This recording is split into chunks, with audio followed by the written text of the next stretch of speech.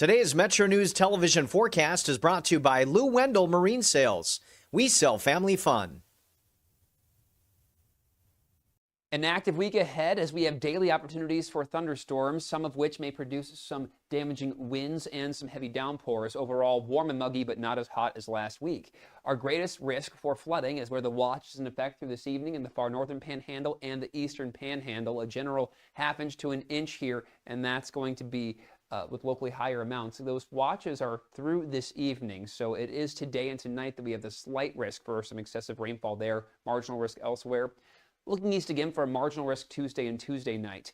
So we have this surface low that is rather stationary across the area as we head through Monday and Tuesday. So this evening, scattered showers and thunderstorms, some thinning out of this late overnight into early Tuesday, then redevelopment of storms Tuesday afternoon and evening with more heavy rain and potentially some stronger wind gusts as well. FlyCRW forecast, it starts at home. New York is quieting down following the wrap-up of their flooding threat. A cooler spot there as well. Meanwhile, D.C. back to 90 as early as Thursday. Panhandle to panhandle forecast, temperatures staying in mid-60s to low 70s overnight with the scattered thunderstorms, then low to mid-80s here on Tuesday, 85. Moundsville, more 60s for lows as we look east, and highs that'll be in low to mid-80s are rather common as well. We'll see 67 tonight for Elkins, looking toward Ripley for 70, 85 there Tuesday, Snowshoe 75 as a cooler spot. Then more mid-60s to low 70s, pretty common across the area for overnight lows. Then Tuesday we have Lewisburg at 82, Charleston at 85. We will have a break from the heavy rain threat Wednesday, but more flooding is possible Thursday and Friday as we continue to be active into the weekend. You own a boat because you love spending time on the water. Choose the outboard that allows you to make the most of it. Honda Marine's legendary reliability, ease of maintenance, and powerful performance keep you going strong. And they're all backed by the peace of mind protection of the industry's best limited warranty. Visit your Honda Marine dealer today and find out why it's more than an engine. It's your time on the water.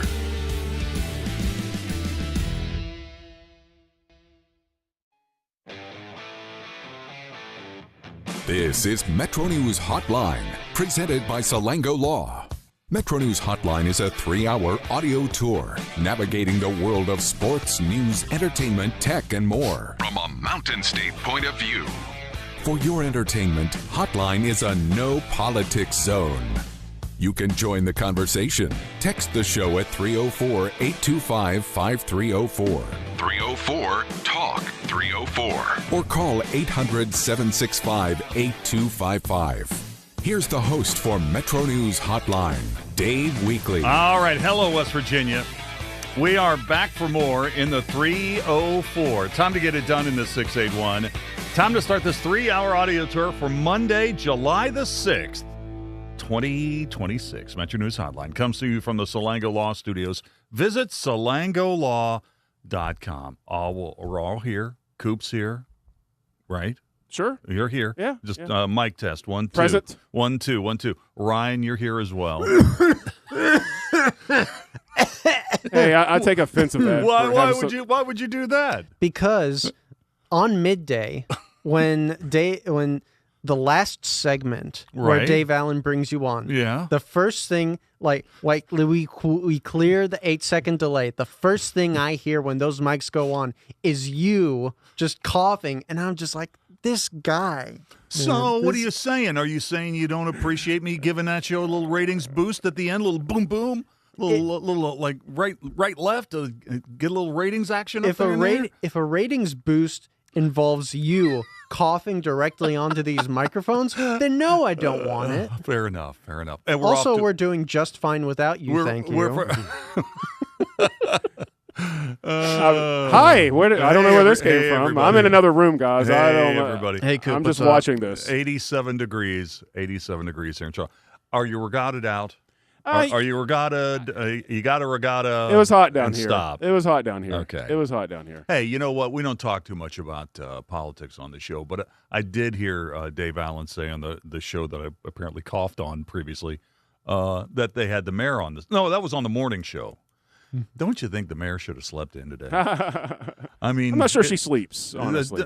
Wouldn't she been well Works within her hard. rights to maybe just like, I don't know, just have a nice quiet brunch You- somewhere? The afterglow only works like you have to disseminate all the things you can get better, and it has to Yeah. be within the afterglow where you start forgetting. So you Text got to have those meetings right away. text her minions about 11 and say, I'll see you in the office tomorrow at our regular time. Anyway, could it have gone any better? I mean, it was pretty spectacular, it was right? Pretty spectacular. Honestly. Where are the ne'er-do-wells who claim that this wasn't going to work?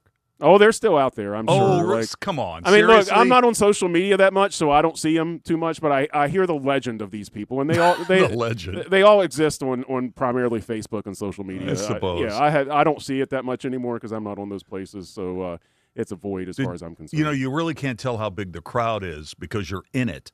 But did you see the photos of how many people were actually at the Brett Michaels show? Oh my goodness gracious! I mean, nothing but a good seriously, time. Yes, that's right. I mean, talk about look what the cats dragged in. Man. Holy that's cow! exactly right. Ryan had something really unintentionally funny. He said like 30 seconds before the show. He's talking to me, and I'm hearing his story, and then I put my headphones on because this professional broadcast was ready to begin. And he said, "Okay, what did you say?" I said, put your headphones on and ignore me. I'm not ignoring you, Yeah. but I guess in the radio business, that is kind of is that a show of disrespect? Like you're in a conversation with somebody and suddenly you put your headphones on. With all due respect to Ryan, it usually indicates you talk too close to the post, to the opening of the show. That's probably right. I do.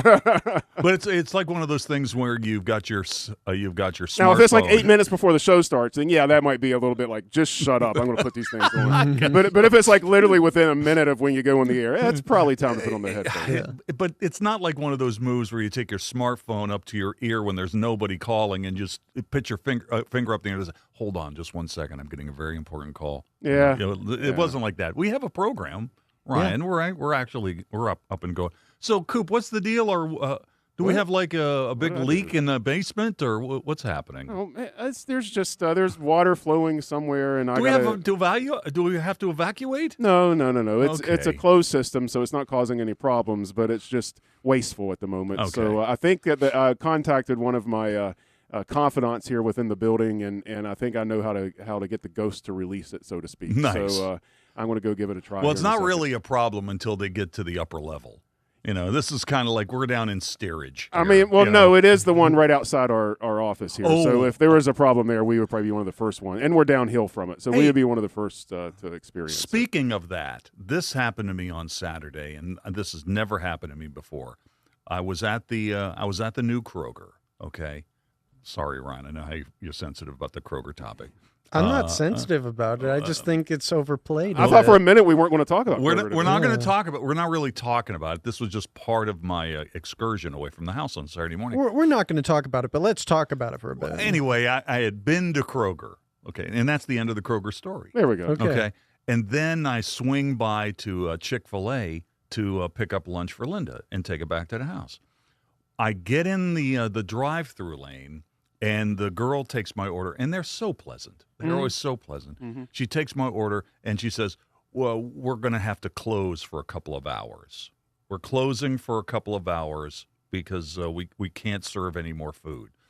And there was a water main break on McCorkle. Okay. So I was literally the last person served before the break. Oh, So have aren't you you ever- special? So haven't you ever been in that Chick-fil-A line where you're in line and then you look behind you and there are like maybe a dozen cars behind you?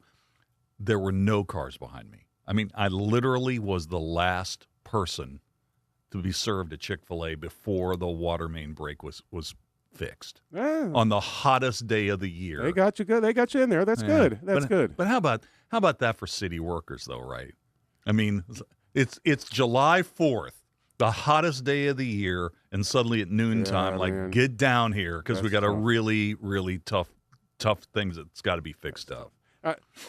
Briefly on the flip side of that, just because it needs to be called out, the Cracker Barrel in Canal City closed their doors at 8:30 the other night, although they close at 9. They were manning the door at 8:30, telling people it was closed.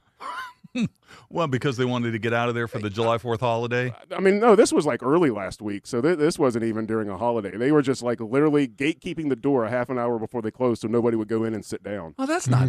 No, it's terrible. That's terrible. Well, you must I ran a retail business for years. Oh, my goodness, that was like a firing So were you offense. trying to get in there with the fam? Luckily, I had a pickup, and so they let me in only because I had a pickup. 40 minutes before they officially closed. So much stuff going on today. So if you're in management out there and you hear that, just heads up. That's really Yeah. That's going right to Yelp. if that well, I'm just saying if it was This is better than Yelp. yeah, man. If that was my story. Oh, that well, you would know not what? have We happened. got Chef Paul coming on in an hour. Well, we've asked him that question before. It's Yeah. a big no-no. Yeah. Well, what about it? I mean, if a place is closing at 9, a sit-down restaurant, when's the latest you should be 9 able to o'clock. set? 9 o'clock. Yeah, 9 o'clock. I got a date, man. I can't stick around. If your doors are open till 9, you're open till 9. I'm late for the door at like 9:01:30. Then you close at 8:30, and Okay. that's what you publish. You don't Okay. publish 9 o'clock. What about your dad's restaurant, Brian? What times does Soho's close? I don't know. You don't know. Yeah, when my dad leaves, I guess. But it probably closes at 9. I think Right. I think the kitchen closes before, and the kitchen closes around 9 or 10, and then the bar closes around 11. I think I might be completely wrong about that. I'm also interested if maybe this has changed post-COVID. Yeah. Oh, no, that's true, too. I mean, like the standards and practices back when businesses were ran right before, Well, before then is kind of what I would adhere to. What Maybe if- this has changed. What now, if I don't know. ran in there at 8:59 and said, listen, I know Ryan. Can you give me a chicken parm to go? They'd say no. No. Because the kitchen's closed by then. Because how? First of all, First of all. Here's a pro tip: if you're going to Soho's, don't invoke my name because they'll be like, "Who? You mean that weird kid that accompanies the owner every Sunday?" I suppose They don't know that's- me by name. If you want truly uneven service, maybe you should try that. Yeah, that's probably Yeah. right. You say, "Oh yeah, Ryan sent me," and they'll spit in your food. Oh, okay. So, to go back to the part of the conversation where Ryan thought I was dissing him by putting my headphones on 2 seconds before Oh, the yeah, show right. That's where began this today. started, wasn't He it? was trying to explain to me, or he believes that we're watching Portugal and Spain play in the World Cup right now. Huge match.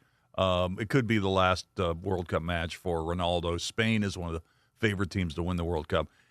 So you claim that Spain and Portugal travel on the same plane. Yeah, they carpool together. They're right next to each other.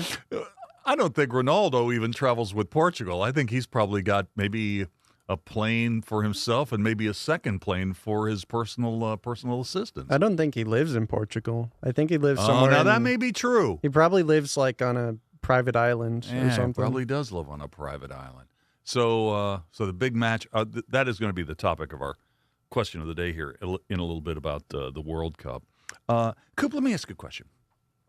The Kerr Kriisa thing. Would we be a little bit more sympathetic to his plight if West Virginia had won more games that season? I mean, what if I that don't team know, had man. gone to like the Sweet 16? I don't know. Would we man. be like, would shows like ours be forced to like defend the situation where he pretended to be a sick mom? You know, Yeah. would we be in that mode? I mean, anything for the W's, baby, right? I don't know. No, I don't know, man. Are you offended by the fact that when the ESPN story came out today, he was referred to as a former Kentucky guard? I mean, why would I be offended at this point?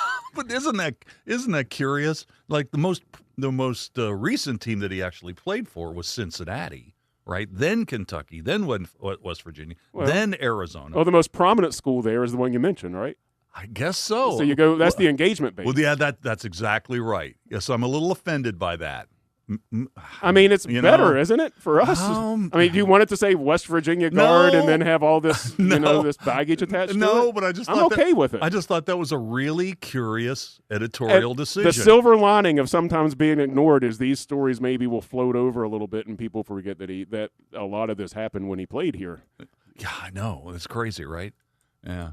How long does it take to get extradited from like Fayette County, Kentucky to the WV? Like 45 minutes. It seems like not very, it's very not, much. Stop for a little lunch at the Chick-fil-A, then back into the van, and then scoot back across the border to the old WV. Man, I tell you what, between that and then like the Pac-Man Jones thing last week and some other things, like there's been some shots fired of late. Yeah, I forgot about the Pac. There you go. That should be an X post. Pac-Man claims didn't have to go to school, paid to go to WVU. Yeah. Blah, blah, blah. Turned down chicken nuggets for WVU. Yeah, there you go. And then Kerr Kriisa, hold my beer. That one of those. Oh my gosh. Oh, I wanted to ask you. The good news is I got Hunter Green on my fantasy team. Oh, the bad news is he had a terrible game. The bad news is I have Hunter Green on my fantasy team. Yeah, they decided to leave him in and experiment around a little bit with a guy that was trying to find it off the DL. You know what? I'm not all that upset about it. I mean, consider the fact that when these guys go to spring training and they have their first game out of the chute, sometimes these things happen. I think that they quite frankly just decided to let him work through it, and whatever happened. Yeah. I think that they just had to do that because of where he's been and what he's been doing. They didn't want to take him out too early because they wanted to get some time out there, and he just obviously didn't have it his first game back. And, he only threw two pitches. He only threw two types of pitches. Yeah. But he definitely had the velocity. Yeah. He threw plenty of pitches over 100 miles an hour. Here's the thing, though. I think one of the last conversations you and I had about Hunter Green before the weekend was that he didn't give up a run in his rehab stint. Yeah, well, okay, it's different. AAA and the major leagues are different. Oh, you think? Yeah. Yeah, it's a lot different. But he'll be fine. I'm sure that you just got to get that righted and get stretched out a little bit. Hey, I cashed my ticket on Joey Chestnut. How'd you do? I what did you cashed get? my ticket on Joey Chestnut because the over-under on hot dogs on Saturday was 70.5. So he only hit 66. All right. Can you imagine? I forgot all about it. Can you imagine that? I mean, eating 66 hot dogs in 10 minutes and not doing as well as gamblers thought you would? Yeah. How about this? The guy who finished second at Joey's Chestnut ate 50 hot dogs. Can you imagine eating 50 hot dogs in 10 minutes and not winning anything? What does he do in the off season? Which is probably the rest of the year. Oh no, there's a professional. There's a circuit. There's a circuit. There's a competitive eating circuit. But here's what I want to know: what's the break even on this competitive eating circuit? Well, is there anyone in the industry other than Joey Chestnut that breaks even or greater? Yeah, but I've kind of wondered about that. How? I wondered about if that. so, this reminds me of America's Got Talent. I remember when Howard Stern used to do it, and one of the things he would always say when somebody got up on stage is this a show that you would pay money to go see? And the answer almost every time was like, not really. I mean, and that's kind of I don't know, man. If you were at a county fair or whatever, and there was a competition to see how much shrimp a guy could eat in 5 minutes, I'd probably how much stand money there you paying watching. to get in? Well, that's probably true. I'm talking about as well. ticketed events. I mean, sure, county like fair shows or different things like that. Sure. I think I'm showing great restraint by we didn't do a single extended segment about the hot dog eating contest this year. I mean, we talked about it. We briefly talked about it, but I mean, this has been going on for the 13 years this show has been running. A fight almost broke out in the crosstalk on Friday. I suppose that's true. For those of you who weren't listening to the program because you had holiday-like things to do, man, things got a little spicy Friday when we were talking about like athletes and if Joey Chestnut was an athlete and the hot dog eating contest and stuff. I mean, we about started throwing chairs here. Hey, I actually talked with my dad about that on Sunday over brunch. What'd he say? Oh, there you go. Yeah, he thinks you're wrong.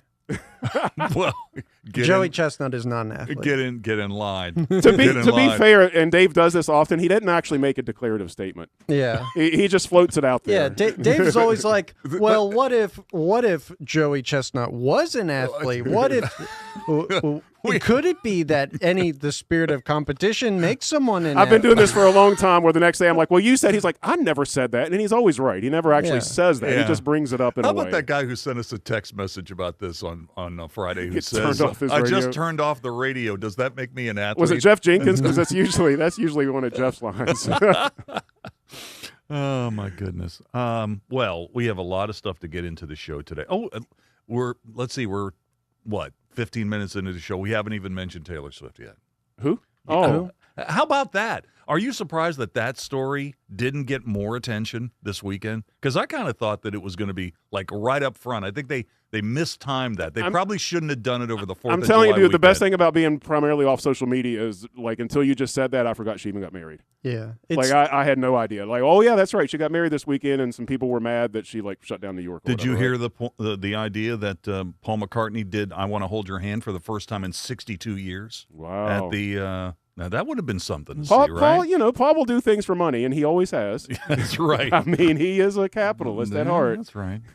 All right, Jeff Jenkins is here. Jeff, you want to talk about the Kerr Kriisa thing? You got any update on what's going on with him? Well, we got the his story. Imaginary mom's problem? Yeah, we got the story at wvmetronews.com. You can read the indictment there. He'll be in court this week for an initial appearance. Why West Virginia, I wonder? Why is this happening in our state? Because I think this is where this started? Well, this is where the investigation started. I mean, it appears that this is, for whatever reason, the Department of Justice figured that, this is a place, huh? Yeah, this was the place. I mean, that's where it's going to be convicted at, the Northern District of West Virginia. And I mean, it's 4 years. Yeah, it took place allegedly took place over a 4-year period. And if you read through the indictment, a couple of victims, alleged victims there, and just getting money and going to the other victim, saying that the other victim needed the money, that they would give them the money. And so the federal prosecutors are seeking the return of about $2.2 million in this case. Yeah. I can't believe it. This fire in Parkersburg is still burning. It is, and it's going to be burning for a while. They basically have it under control, but you're talking about a 315,000 square foot warehouse with a bunch of boxes with a bunch of plastic materials in them. And so they've got to take large machinery, Dave, tear those apart so they can get water on them. Whew. So that's what's going to take the time. The pictures have just been insane. Yeah, you can see that at the website wvmetronews.com. So we've got that, a couple other stories, life sentence today plus 80 years in a quadruple murder case in Kanawha County. Gavin Smith, who was convicted once, got a new trial, pled guilty to charges. He was sentenced today. And then tomorrow we have the sentencing of Timothy Kennedy. That's the man convicted in the trooper shooting of a couple of years ago down in Mingo County. His sentencing's tomorrow. Hey, well, later this week, do you think we'll get some numbers on attendance at the Capitol and at the regatta this week? Yeah, we may see. I mean, they said, the mayor said, and I've heard, that these were some of the largest crowds ever. The largest crowd ever, I think, is what they're saying for the Saturday night crowd, right? Yeah, it was the Brett huge. Michael crowd. And the Alabama crowd also was gigantic. All right. Thank you, Jeff. Okay. Let's take a break. Back in a moment. Babes, what are you doing? What? I'm just mowing the lawn.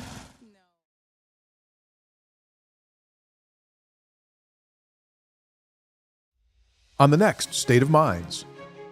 We cook West Virginian food is how we like to phrase it. I knew that every time I would hear a story, and I would hear the same story, but it never got old, about what this meant to the family and how it was served and how special it was to be put on the table.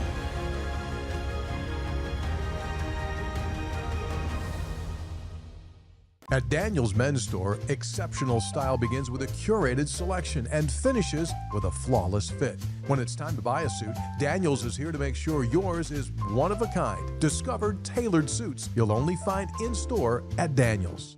For over 20 years, Dan Calva Toyota World has been more than a dealership. We're family-owned, community-focused, and committed to taking care of our customers long after the sale. Our commitment doesn't stop when you drive off the lot. With factory-trained technicians and a service team you can trust, we're here to keep your vehicle running at its best for years to come.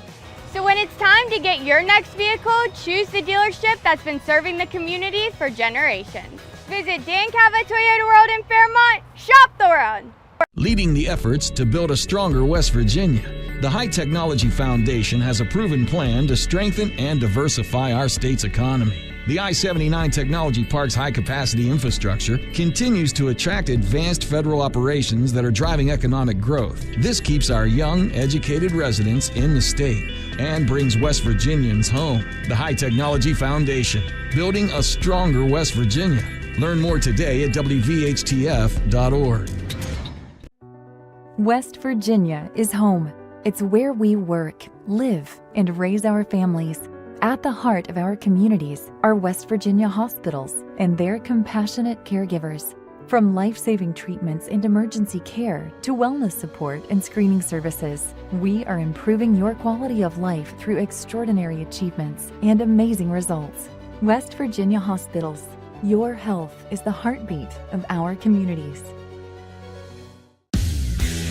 You own a boat because you love spending time on the water. Choose the outboard that allows you to make the most of it. Honda Marine's legendary reliability, ease of maintenance, and powerful performance keep you going strong. And they're all backed by the peace of mind protection of the industry's best limited warranty. Visit your Honda Marine dealer today and find out why it's more than an engine. It's your time on the water.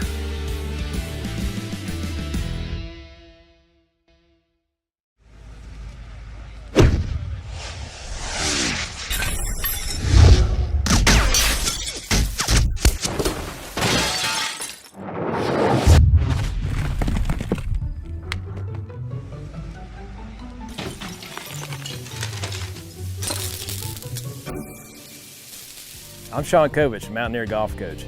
When disaster strikes your home, business, or golf game, call the restoration company the Mountaineers call. Panhandle Cleaning and Restoration. Download Metro News Television on your iPhone or Android. Search Metro News Television in your app store. Create an account today to get alerts and watch all live and archived.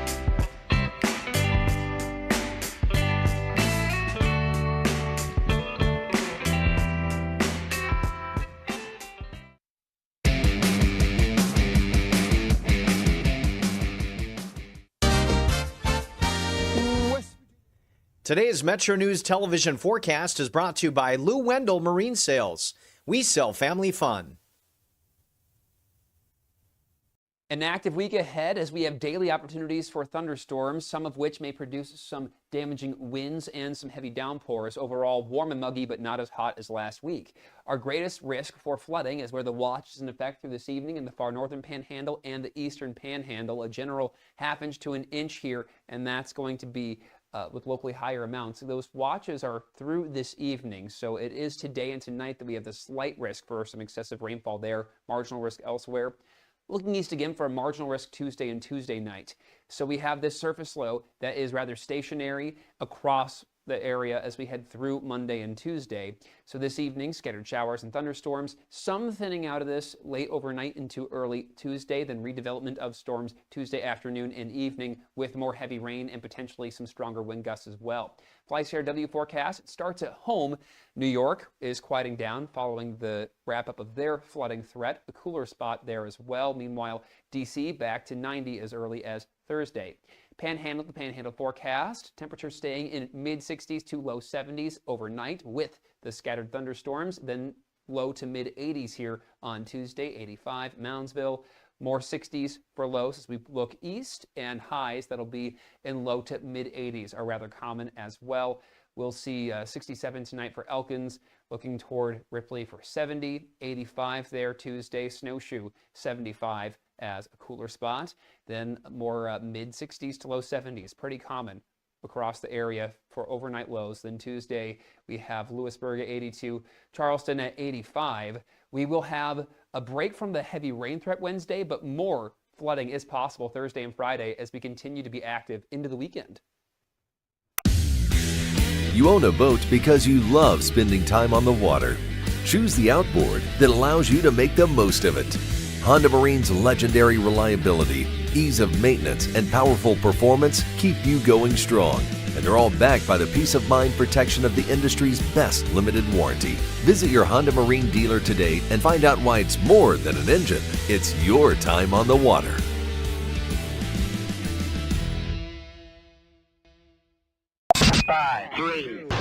I love the state of West Virginia. I've met some of my best friends I'm excited to be back. I still have my pickup truck. I still have 4-wheel drive. One of the ladies asked me in the forum if I know how to drive in the snow. I told her, oh, yeah, I spent 5 years in Elkins. See, that's one of those things. Now that you're coming to Fairmont, you've handled the Elkins winter. Yeah, if you can handle Randolph County. I mean, you're moving. This is basically coming back to Florida here when you get to Fairmont. I mean, this is easy. It's going to be a breeze. Sportsline on Metro News Television. If it matters in West Virginia, it's being talked about here.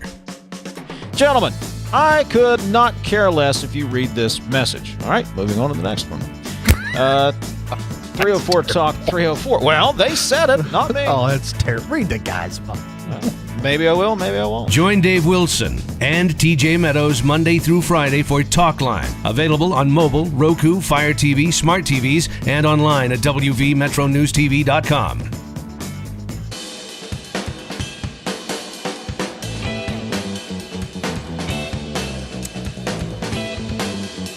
All right, welcome back. 26 till the hour.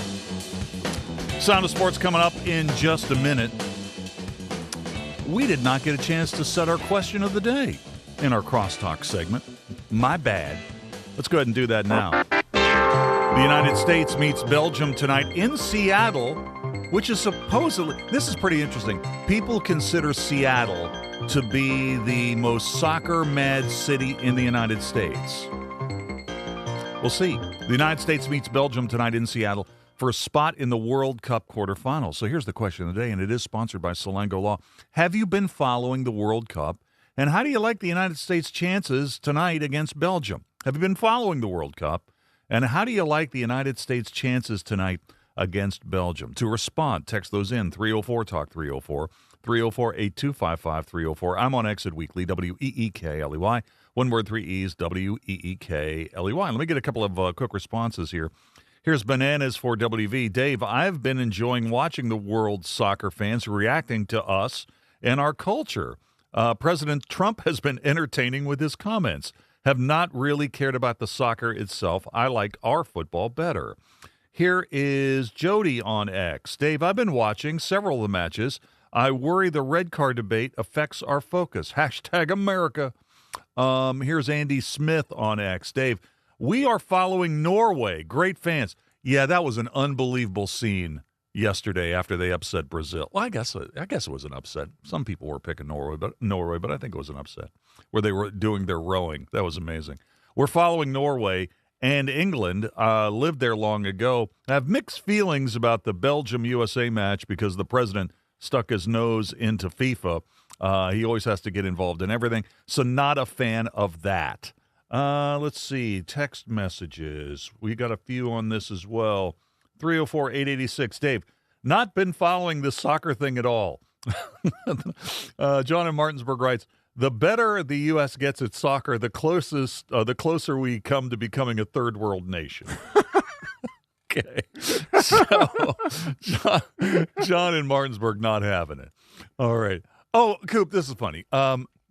We'll talk more about this a little bit later on in the show, but I was talking to Linda about this the other night.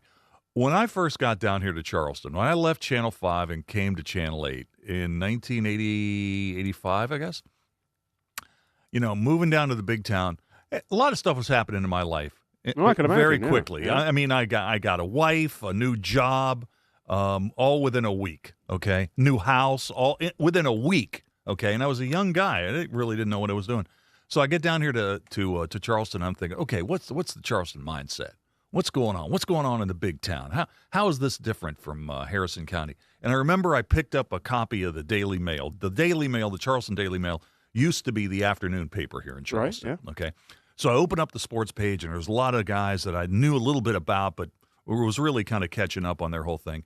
And I opened up the sports page, and on page 4, I believe, in the lower right-hand portion, there was a quarter-page ad, a big ad of Chuck Landon. You remember Chuck Landon from the Charleston Daily Mail? Okay, so there's a big picture of Chuck, and he was grinning, a big grin, and underneath the picture of Chuck grinning was a quote, "I hate soccer." So that was like, that was kind of if you go back 40 years ago, that was kind of the attitude people had. I mean, there are all kinds of sports that you don't have to follow. I mean, Does anybody ever have an argument about how much they hate archery, or I don't understand lacrosse, or there's just something about soccer that rubbed people the wrong way? I'll tell you what. I'll just barely try to dip my nose into what it is. Soccer is a lot like vegetarianism, in that people that are fans will just tell you about it and tell you about it and tell you how you should be a fan and how you should try and how you're wrong for not liking it, and it goes on and on and on. Or at least that's the way it was when we're talking like 40 years ago. Yeah. That's kind of the way it was. How do you know you have a vegetarian fan? They won't stop telling you about it, and that's sort of how your soccer friend was. So I'm just saying that the pushback all came from everybody telling you how much you were supposed to love it. That's from my opinion. From that perspective 30, 40 years ago. I've got another theory on this. And this is, as an American culture, we don't like to lose.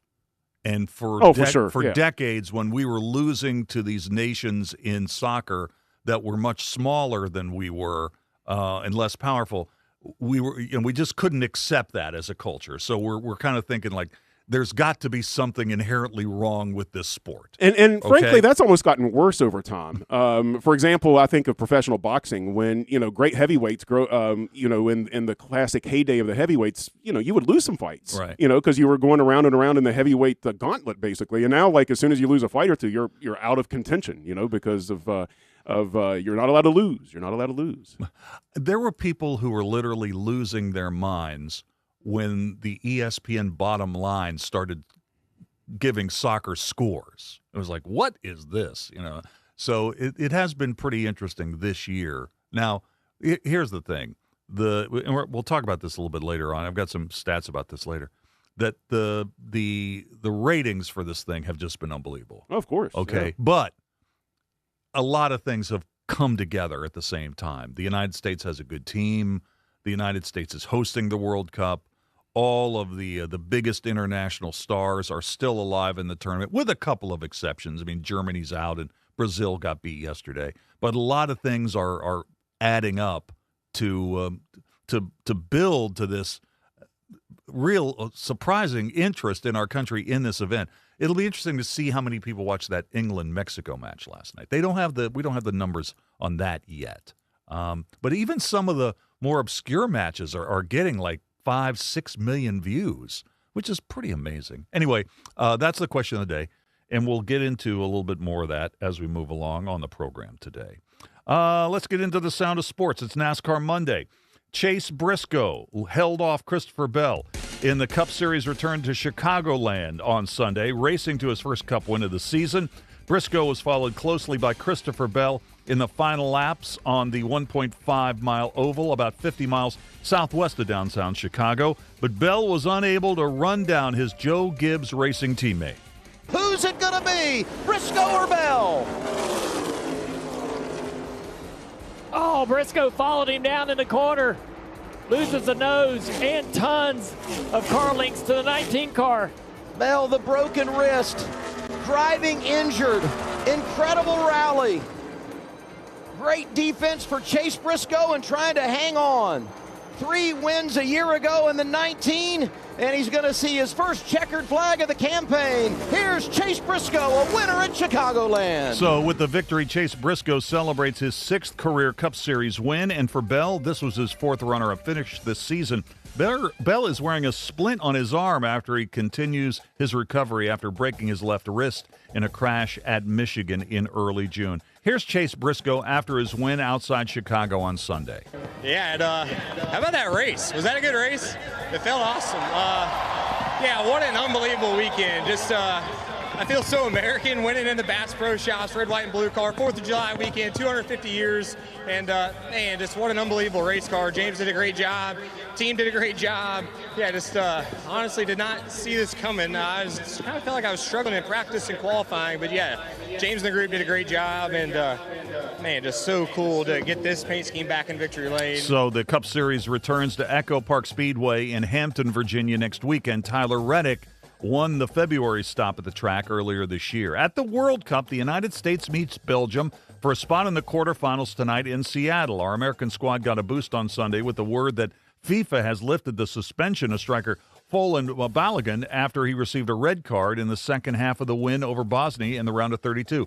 Here is head coach Mauricio Pochettino suddenly getting the word that one of his stars is unexpectedly available for tonight's game. Ethic and integrity, I think we celebrate all that decision. We were punished enough against Bosnia-Herzegovina to play with 10 men, 30 minutes, in a decision that was complete unfair. But it's not only because I am the head coach of the U.S. men's national team, I need to defend my side. It's only because I think it's a 100% or 99% because always some people, but 99.9% that we all, agree that was an unfair red card. So the USA-Belgium game begins at 8 o'clock on Fox. Update on Spain and Portugal. A no score there in the 44th minute. Last night in Mexico City, England eliminated World Cup co-host Mexico 3-2 in a thrilling round of 16 clash. One of the best games of the tournament so far. Harry Kane's free kick in the second half gave the Three Lions a 2-goal lead. Who becomes the hero? Rangel for Mexico or Kane for England? Massive moments in the match.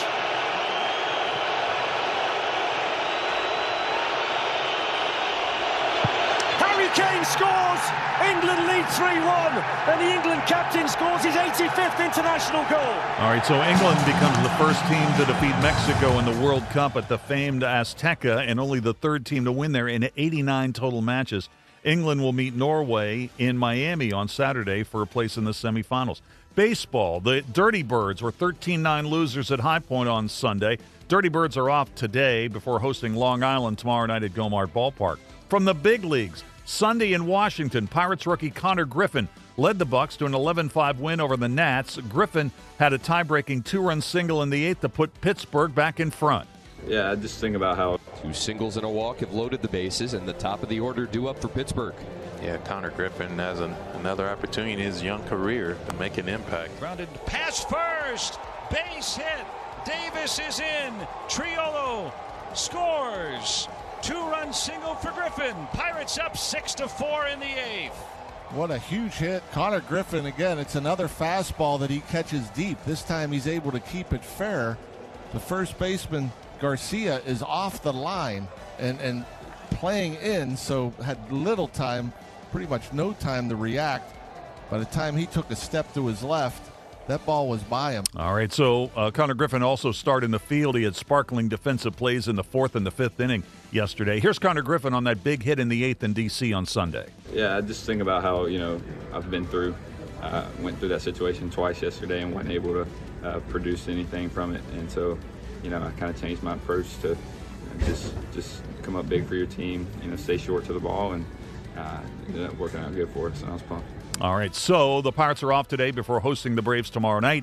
Paul Skenes will go to the mound in the series opener. By the way, injury expert Will Carroll will join us at 5:33 today for his thoughts on Skenes' slump and whether or not it's injury-related.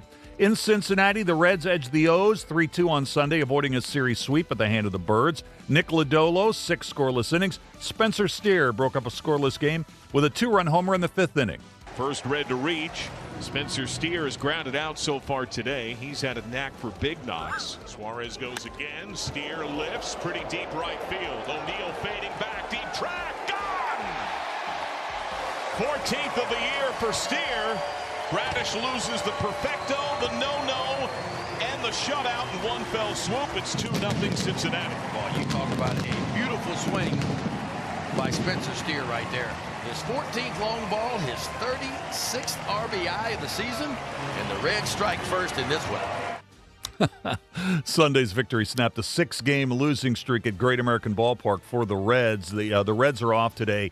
They will host the Phillies beginning tomorrow night, and Andrew Abbott goes in Game 1. Let's take a break. The good, the bad, and the ugly from the weekend is next.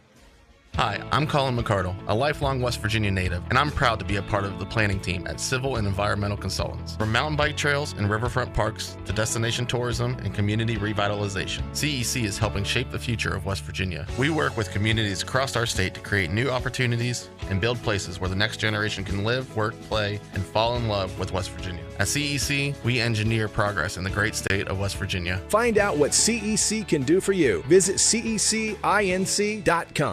Ready to make this boating season unforgettable? Head to Lou Wendell Marine Sales, family owned and operated for over 40 years and West Virginia's largest Avalon pontoon dealer. Lou and his sons are boating experts from sales to service to repairs. And right now, their lot is packed with incredible inventory and some of the best deals of the season. Whether it's weekends on the lake or sunset cruises with the family, Lou Wendell Marine Sales has your perfect boat waiting, because they don't just sell boats, they sell family fun. Visit LouWendellMarineSales.com today. Metro News Hotline, brought to you by Salango Law, will return right after these messages. On the next State of Minds. We cook West Virginian food is how we like to phrase it. I knew that every time I would hear a story, and I would hear the same story, but it never got old, about what this meant to the family and how it was served and how special it was to be put on the table.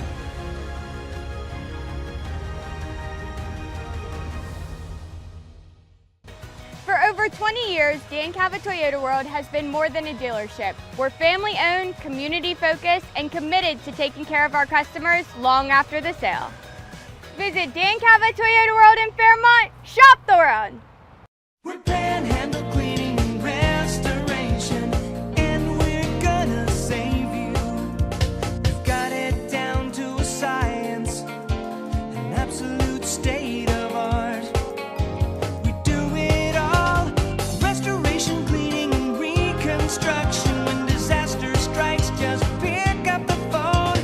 We're Panhandle Cleaning and Restoration, and we're gonna save you. You own a boat because you love spending time on the water. Choose the outboard that allows you to make the most of it. Honda Marine's legendary reliability, ease of maintenance, and powerful performance keep you going strong. In 1914, the same year the first commercial flight soared and the Panama Canal opened, Greer Industries was born. Herbert and Agnes Greer began in Morgantown, West Virginia, striking the first pick into the limestone formation that would become the backbone of one of the state's great industrial legacies. From the roads we drive on, the buildings we build, and the communities we serve, Greer Industries has been delivering quality for decades. At Greer Industries, we've been improving lives for more than a century. Across West Virginia, hospitals are always here, healing, helping, and standing strong for our communities. Hospitals save lives and build livelihoods. They're among our largest employers, with a passionate workforce of 54,000 West Virginians. Hospitals are economic drivers, contributing close to $17 billion to our state's economy and working to ensure access to care for all. From life-saving moments to wellness support, West Virginia hospitals keep our state healthy, our families strong, and our future bright.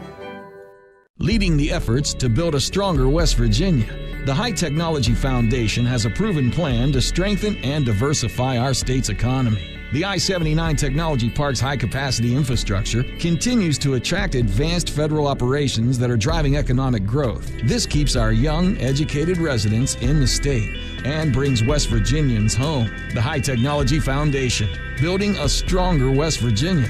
Learn more today at WVHTF.org. The best selection of WVU apparel is at Daniel's Men's Store. Exclusive designs you won't find anywhere else. Stylish, sophisticated, and unmistakably mountaineer. Shop in store or online at danielsofmorgantown.com. 3 guys before the game. What did you know about Rich Rodriguez when he's named the coach? I didn't know nothing about it. I was like, oh, this is college ball right here. Yeah, it's for real. Yeah. Available on Metro News Television.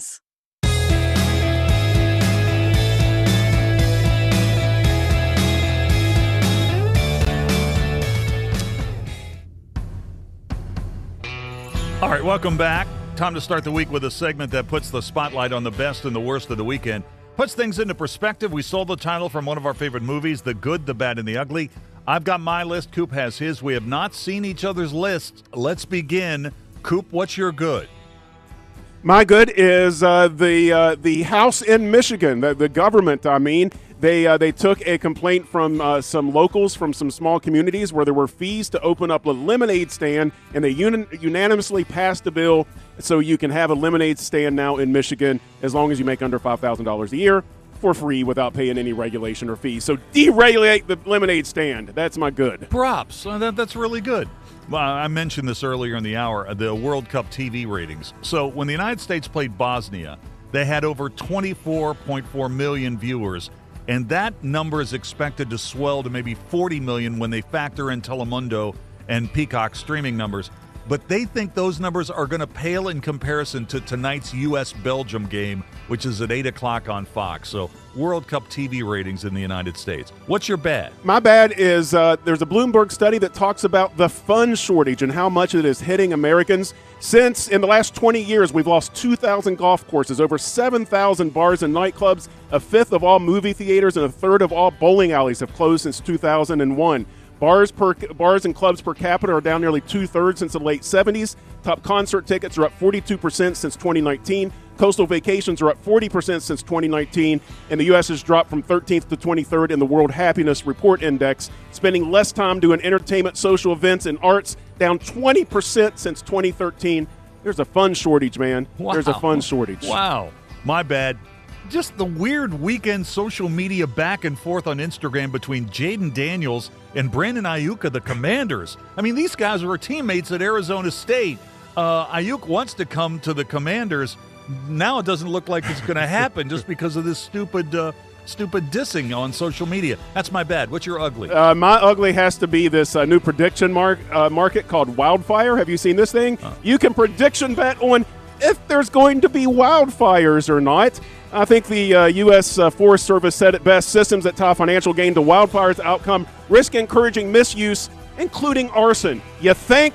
Yeah, that's my ugly. My ugly, a new study says that 84% of house mice sampled in New York, New Jersey, and Pennsylvania carry genetic mutations linking it to resistance against common rat poison. Mutations confirmed to help them survive chemicals that cause fatal internal bleeding.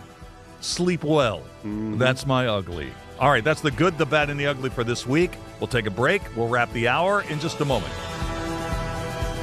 Metro News Hotline, presented by Salango Law, will return right after these messages. Every day. For over 20 years, Dan Cava Toyota World has been more than a dealership. We're family-owned, community-focused, and committed to taking care of our customers long after the sale. Our commitment doesn't stop when you drive off the lot. With factory-trained technicians and a service team you can trust, we're here to keep your vehicle running at its best for years to come. So when it's time to get your next vehicle, choose the dealership that's been serving the community for generations. Visit Dan Cava Toyota World in Fairmont. Shop the world. At Daniels Men's Store, exceptional style begins with a curated selection and finishes with a flawless fit. When it's time to buy a suit, Daniels is here to make sure yours is one of a kind. Discover tailored suits you'll only find in-store at Daniels. In 1914, the same year the first commercial flight soared and the Panama Canal opened, Greer Industries was born. Herbert and Agnes Greer began in Morgantown, West Virginia, striking the first pick into the limestone formation that would become the backbone of one of the state's great industrial legacies. From the roads we drive on, the buildings we build, and the communities we serve, Greer Industries has been delivering quality for decades. At Greer Industries, we've been improving lives for more than a century. West Virginia is home. It's where we work, live, and raise our families. At the heart of our communities are West Virginia hospitals and their compassionate caregivers. From life-saving treatments and emergency care to wellness support and screening services, we are improving your quality of life through extraordinary achievements and amazing results. West Virginia Hospitals. Your health is the heartbeat of our communities.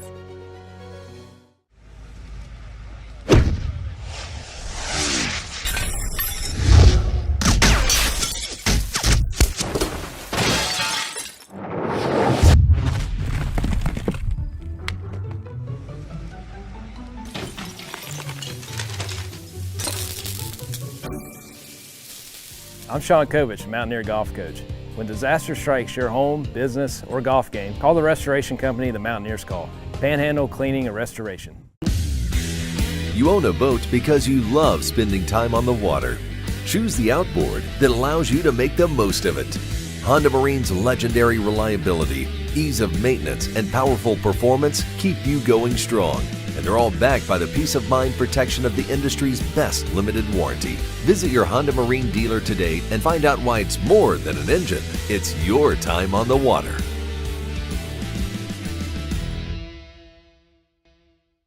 Leading the efforts to build a stronger West Virginia, the High Technology Foundation has a proven plan to strengthen and diversify our state's economy. The I-79 Technology Park's high-capacity infrastructure continues to attract advanced federal operations that are driving economic growth. This keeps our young, educated residents in the state and brings West Virginians home. The High Technology Foundation, building a stronger West Virginia.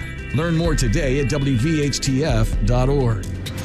Sportsline on Metro News Television. One of the ladies asked me in the forum if I know how to drive in the snow. I told her, oh yeah, I spent 5 years in Elkins. See, that's one of those things. I mean, you're moving. This is basically coming back to Florida here when you get to Fairmont. I mean, this is easy. It's going to be a breeze.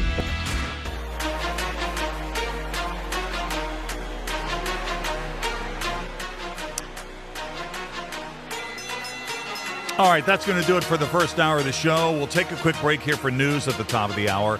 When we come back, we will take a look at how things went on the first day of trading this week on Wall Street. Remember, the markets were closed on Friday, so it was a pretty big day on the markets. We'll reset our question of the day about, are you following the World Cup, and how do you like the U.S. chances tonight against Belgium?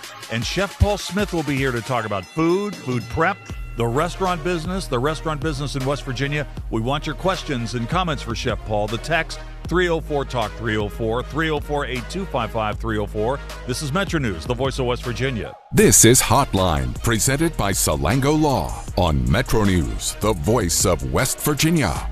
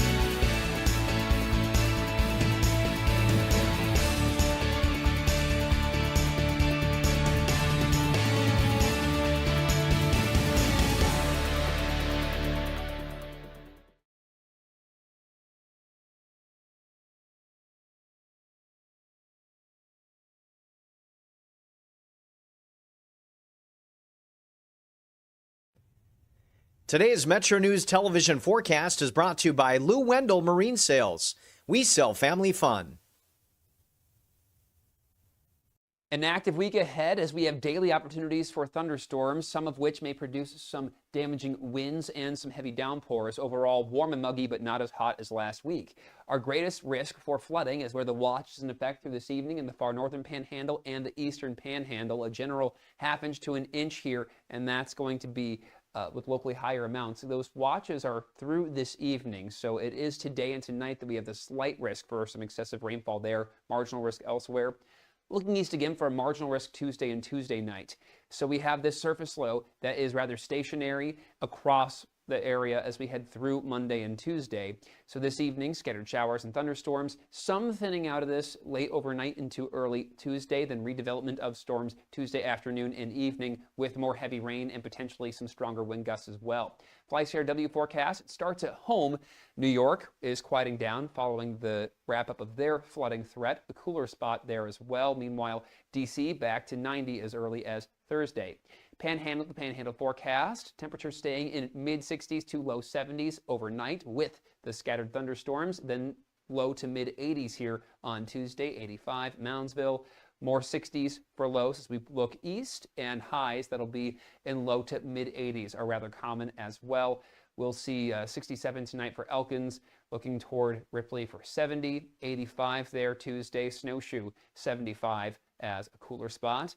Then more mid-60s to low 70s, pretty common across the area for overnight lows. Then Tuesday, we have Lewisburg at 82, Charleston at 85.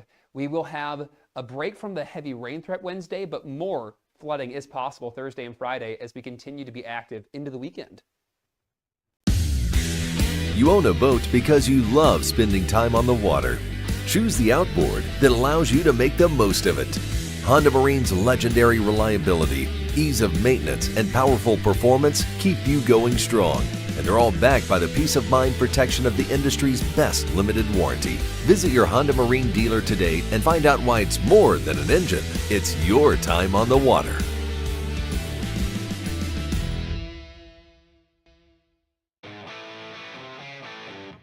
This is Metro News Hotline, presented by Salango Law.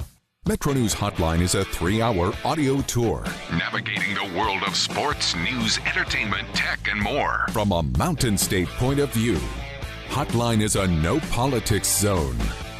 You can join the conversation. Text the show at 304-825-5304. 304-TALK-304. Here's the host for Metro News Hotline, Dave Weekley. All right, welcome back to the show. Hour number 2, How Do You Do? Metro News Hotline. Keeping you company in the afternoon here in West Virginia every weekday from 3:06 until 6 o'clock. Thanks so much for tuning in today, folks. Wherever you're listening to the show today, inside the state or beyond the borders, just trying to get a read on what's going on back home, we hope you're having a good day. And we're doing okay here in Charleston, doing okay as we operate out of our flagship 580 WCHS, 1111 Virginia Street East, just a couple of blocks down from Charleston Catholic High School. Temperature today, the heat last week, the heat domishness was pretty intense. So temperature today, about 87 degrees, feels pretty good. Not nearly as humid as it has been over the past few days. We're all just trying to collect our wits after a very busy weekend of festivals here in the capital city, and we're glad you're tuned in. We got a lot of stuff to get into in today's show. We've already had 1 hour, 2 more to go, and we will take a quick peek at what happened in the financial markets, reset our question of the day. Chef Paul Smith will be here. You know, he's not only a restaurateur, I guess he's our resident soccer expert as well. Perfect day to have him on. So we'll talk to him in just a sec. Entertainment report at 4:25. Kristyn Burtt's got the Hollywood Dirt.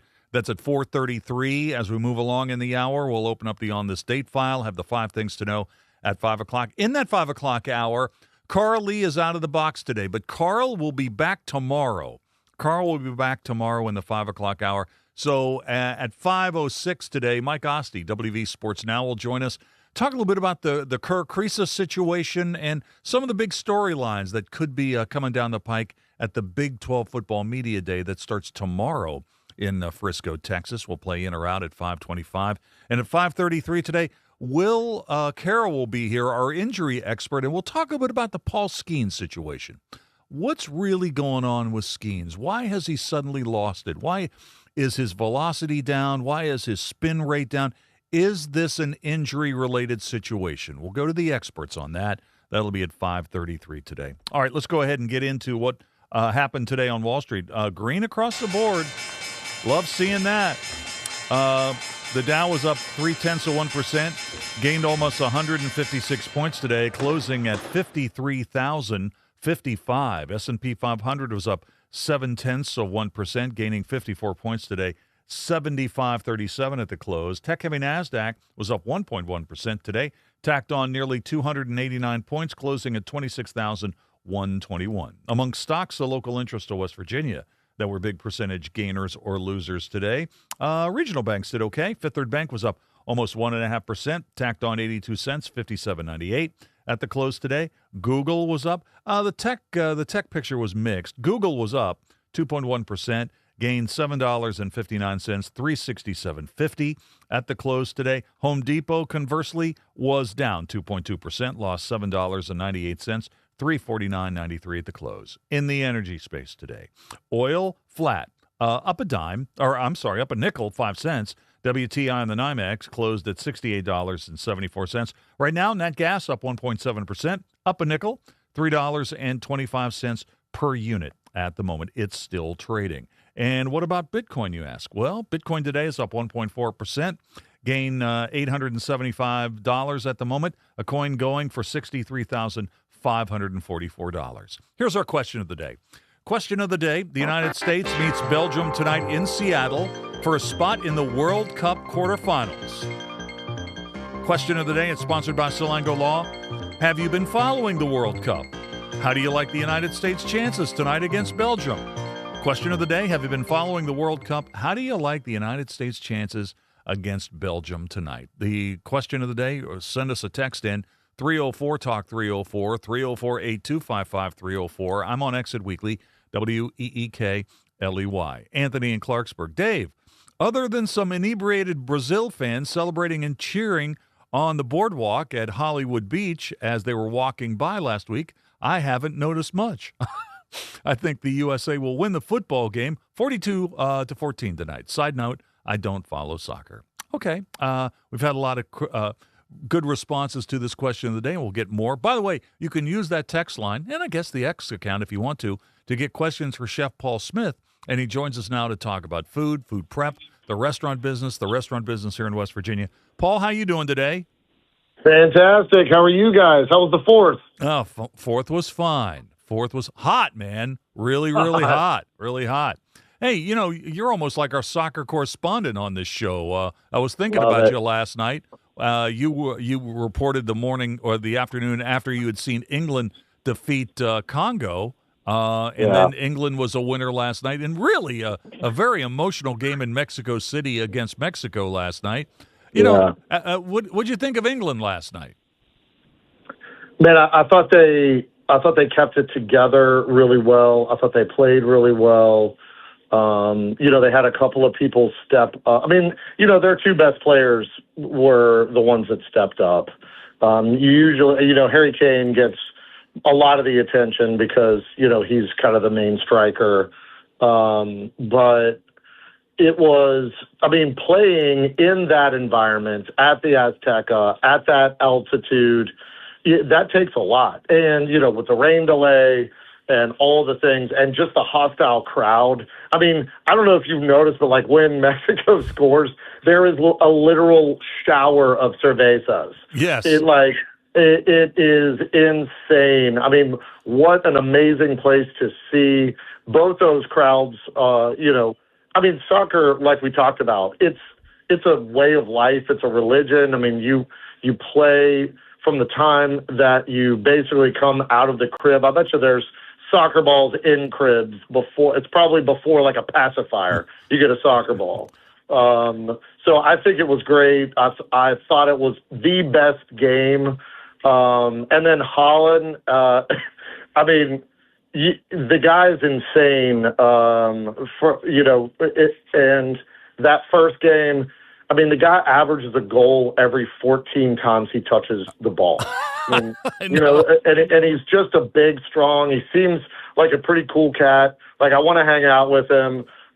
He's been viral, since he's been in the United States. He's just, these guys, you got to think too, they're young men playing a game that there are more people that watch this sporting event than probably every American sport for a year combined. It's insane. You know it's what? Awesome. After Kane scored in the second half yesterday for England, when he got over near the stands where the fans are right on top of him, he was getting quite the beer shower over there. I don't know if you noticed that or not. Yeah. Hey, I did want to ask you also. You told us about what your experience was like at England's game against the Congo in Atlanta last week. And you said that you got a Congo jersey for one of your employees. How did he react when he got it? By the way, did you hear that story that we are running out of Nike USA jerseys? There is now a shortage. I would imagine.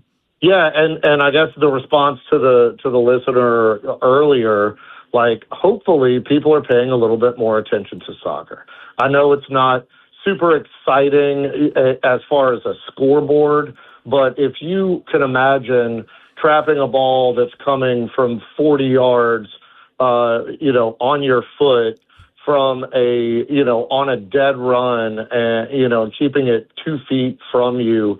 The amount of skill that this sport takes and stamina and, mental fortitude and all the things is awesome. So I hope that America is embracing this. I hope that we're, everybody's watching tonight. I think the red card for Balogun was not a good call. I know that this doesn't happen where they suspend a suspension, but I think it was the right thing. A red card is kind of a malicious tackle or with intent or dissent or something like that. And this was none of that. I just thought it was a bad call in general. And I also think that if it were Harry Kane, if it were Messi, if it were Cristiano Ronaldo, that call would not have been made in the beginning.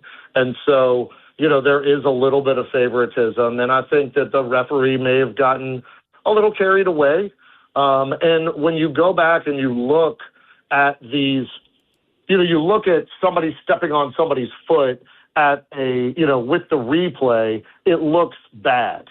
But as a part of the play, it was just a part of the play. It should have been a yellow card, which is a warning. But I am so excited about tonight's game. I really think that we can win, and I really think that Christian Pulisic is the best American soccer player we've ever had. This is the best team we've ever had, and I really think that we can go maybe one, possibly two more rounds. I think that, if they win tonight, that we don't know who's going to survive in this Portugal-Spain match. We would play the winner of this match next Friday and would probably be an underdog no matter whether it's Portugal or Spain. Hey, let me ask you this. I got a couple of questions for you from our listeners. Here's one from Todd in Hedgesville. He says, hey, Chef Paul, some recipes call for using pasta water. Is that important to use pasta water instead of another liquid? I think it's important to use it because it does add a little bit of starch and it is hot. So things like, a cacio e pepe or something like that. I do think it is important, but it's not necessary. It's not like the end all be all. Like you can probably use a little bit of chicken stock, a little bit of vegetable stock, or even just a little bit of water. All right. Here's Ralph in Morgantown. He's got a food/World Cup question for you. He says, what's your go-to snack for tonight's game? Oh, man, my go-to snack for every game is poverty nachos. Nacho chips, eat whatever cheese I have in the fridge, usually white American or some sort of shredded Mexican blend. I like a little bit of Cholula sauce on that. That's my go-to snack. And if I don't have that, usually I have an Uncrustable in the freezer. Hey, also, I wanted to ask you about eggs. Let's talk a little bit about this. How long are eggs good to use? How do you know when your eggs are going bad? Can you keep eggs for more than a month? I think, I would hope that you would use eggs within 30 days. But yeah, I think you can keep eggs for longer than a month in the refrigerator. I think that, that they definitely go bad 100%. But, the nose test is always that. You crack it, smell it. If it doesn't smell right, throw it out. But yeah, I would say eggs, probably 6 weeks. But then again, it depends. Don't quote me on that because it depends on the temperature they're held at. It depends on a lot of different things. So that's kind of a tough question, right? If it's been refrigerated the entire time, then I would suspect they would still be good. Hey, before you owned a bunch of restaurants and did the catering business, you worked for Buzz Foods. I was watching a thing last night about the rise and fall of Wendy's, and there was a big discussion in this video about about fresh, never frozen. Okay, that was kind of the watchword for Wendy's and McDonald's, I guess, for their quarter pounders. They're never frozen. Just tell me a little bit about the difficulty in making that happen when you try to go as a restaurant owner using beef that is not frozen. I think it depends, right? I think in a Wendy's scenario, I think it's good. I think it would be tough because of how many Wendy's there are, the logistics of getting it from their distributors to them.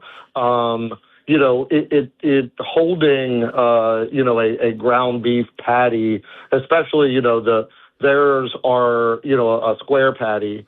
Buzz used to do Wendy's patties here in West Virginia a long time ago because they had the Buzz buttered steak, kind of that square die, and it was always fresh. For me, I think that it sounds great as far as marketing goes, and if that's your thing, stick to your guns and do it up. I do think that it would be. They're probably using a little bit. They're probably wasting a little bit, and maybe that's why they started doing chili, right? Maybe it was like we keep these for 2 days, and then after the second day, we make chili out of them. Yeah, that's exactly right. I mean, when Wendy's started, they had drinks, burgers, fries, Frosties, and chili. That's all they had. Yep. That's all they did. Yep. And I'm sure the chili was to utilize the slightly oxidized burger. I've got about 90 seconds here, but I did want to get this next question in. Here's somebody who followed up on our discussion about eggs, 304-282. They want to know what about the length that you can keep hard-boiled eggs? Oh, now I wouldn't say, more than probably 5 days. Okay. That is, I guess that depends on, that's another question. Hard-boiled is cooked through, some people will do soft-boiled, whatever. Hard-boiled eggs, I'd say, you're probably 5 to 7 days. All right, good deal. Hey, well, Paul, once again, I appreciate the conversation about soccer, the World Cup tonight, and food, obviously. Yeah. Have a great week. Enjoy the game tonight. Thank you. Go USA. All right, Chef Paul Smith, every Monday at the top of the 4 o'clock hour where we talk about food prep, the restaurant business here in West Virginia, and I guess until the U.S. is eliminated, maybe the World Cup. Let's take a quick break. We're coming back with the Entertainment Report in just a minute. Don't forget about our podcast. Check out your favorite podcast provider or simply go to wvmetronews.com and click on the podcast link. This is Hotline, presented by Salango Law on Metro News, the voice of West Virginia. On the next State of Minds. We cook West Virginian food is how we like to phrase it. I knew that every time I would hear a story, and I would hear the same story, but it never got old, about what this meant to the family and how it was served and how special it was to be put on the table.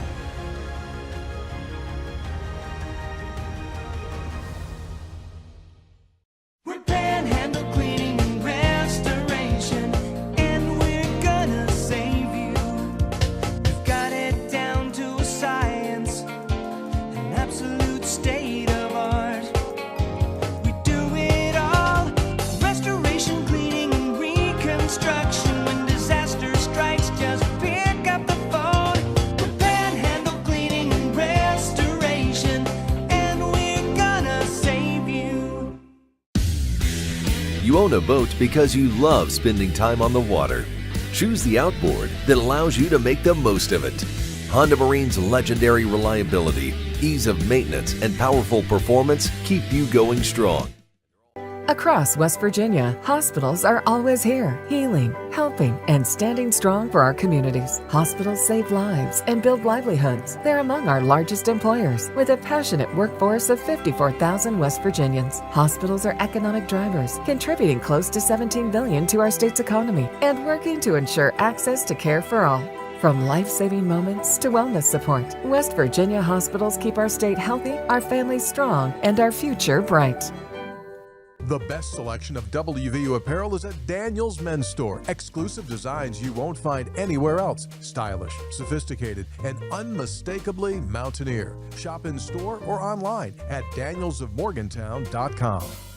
In 1914, the same year the first commercial flight soared and the Panama Canal opened, Greer Industries was born. Herbert and Agnes Greer began in Morgantown, West Virginia, striking the first pick into the limestone formation that would become the backbone of one of the state's great industrial legacies. From the roads we drive on, the buildings we build, and the communities we serve, Greer Industries has been delivering quality for decades. At Greer Industries, we've been improving lives for more than a century. Leading the efforts to build a stronger West Virginia, the High Technology Foundation has a proven plan to strengthen and diversify our state's economy. The I-79 Technology Park's high-capacity infrastructure continues to attract advanced federal operations that are driving economic growth. This keeps our young, educated residents in the state and brings West Virginians home. The High Technology Foundation, building a stronger West Virginia. Learn more today at WVHTF.org. For over 20 years, Dan Cabot Toyota World has been more than a dealership. We're family-owned, community-focused, and committed to taking care of our customers long after the sale. Visit Dan Cabot Toyota World in Fairmont. Shop the world. I think you need some appropriate business cards now. But you have your own personalized logo. I got a marshmallow with 4 toothpicks coming out of it. So congratulations, man. I think you need to announce yourself now. Join Dave Allen weekdays for midday on Metro News Television.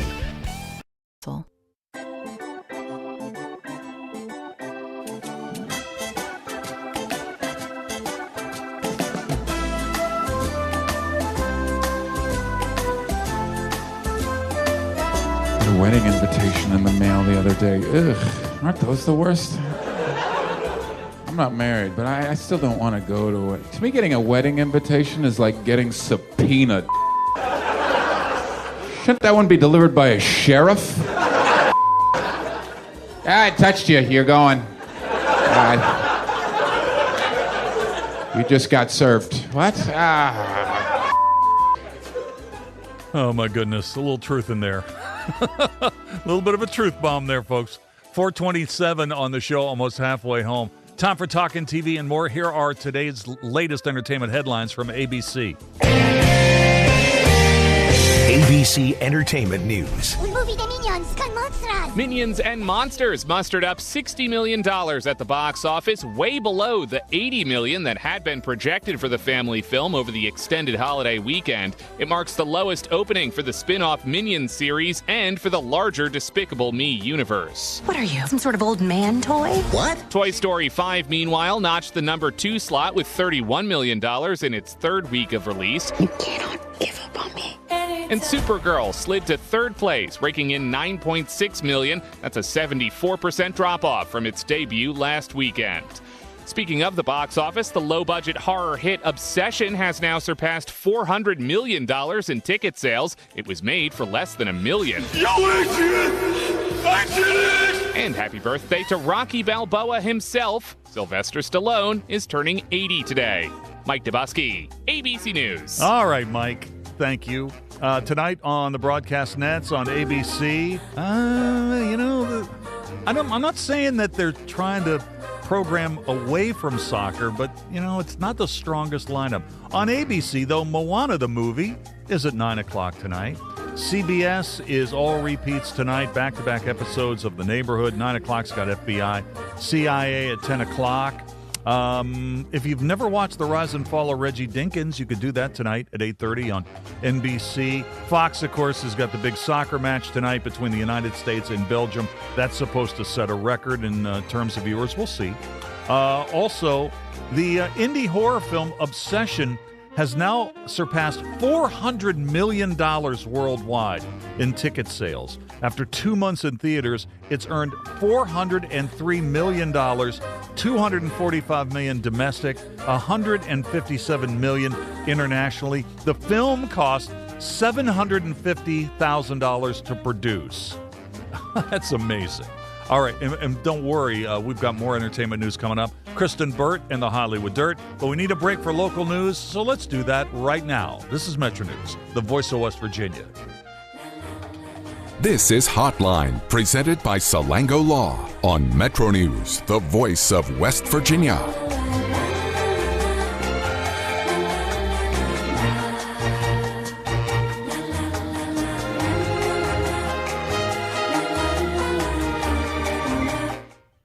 Today's Metro News television forecast is brought to you by Lou Wendell Marine Sales.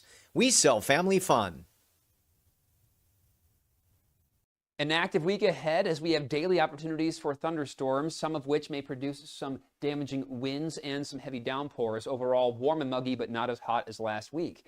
Our greatest risk for flooding is where the watch is in effect through this evening in the far northern panhandle and the eastern panhandle. A general ½ inch to an inch here, and that's going to be with locally higher amounts. Those watches are through this evening, so it is today and tonight that we have the slight risk for some excessive rainfall there, marginal risk elsewhere. Looking east again for a marginal risk Tuesday and Tuesday night. So we have this surface low that is rather stationary across the area as we head through Monday and Tuesday. So this evening, scattered showers and thunderstorms, some thinning out of this late overnight into early Tuesday, then redevelopment of storms Tuesday afternoon and evening with more heavy rain and potentially some stronger wind gusts as well. FlyCRW forecast, it starts at home. New York is quieting down following the wrap-up of their flooding threat. A cooler spot there as well. Meanwhile, D.C. back to 90 as early as Thursday. Panhandle, the Panhandle forecast, temperatures staying in mid-60s to low 70s overnight with the scattered thunderstorms, then low to mid-80s here on Tuesday, 85. Moundsville, more 60s for lows as we look east, and highs that'll be in low to mid-80s are rather common as well.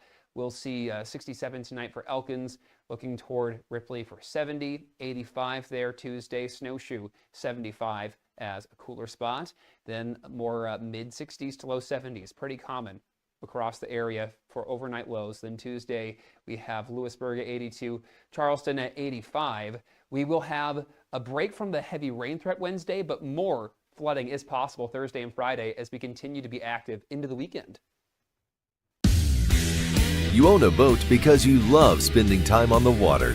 Choose the outboard that allows you to make the most of it. Honda Marine's legendary reliability, ease of maintenance, and powerful performance keep you going strong. And they're all backed by the peace of mind protection of the industry's best limited warranty. Visit your Honda Marine dealer today and find out why it's more than an engine. It's your time on the water.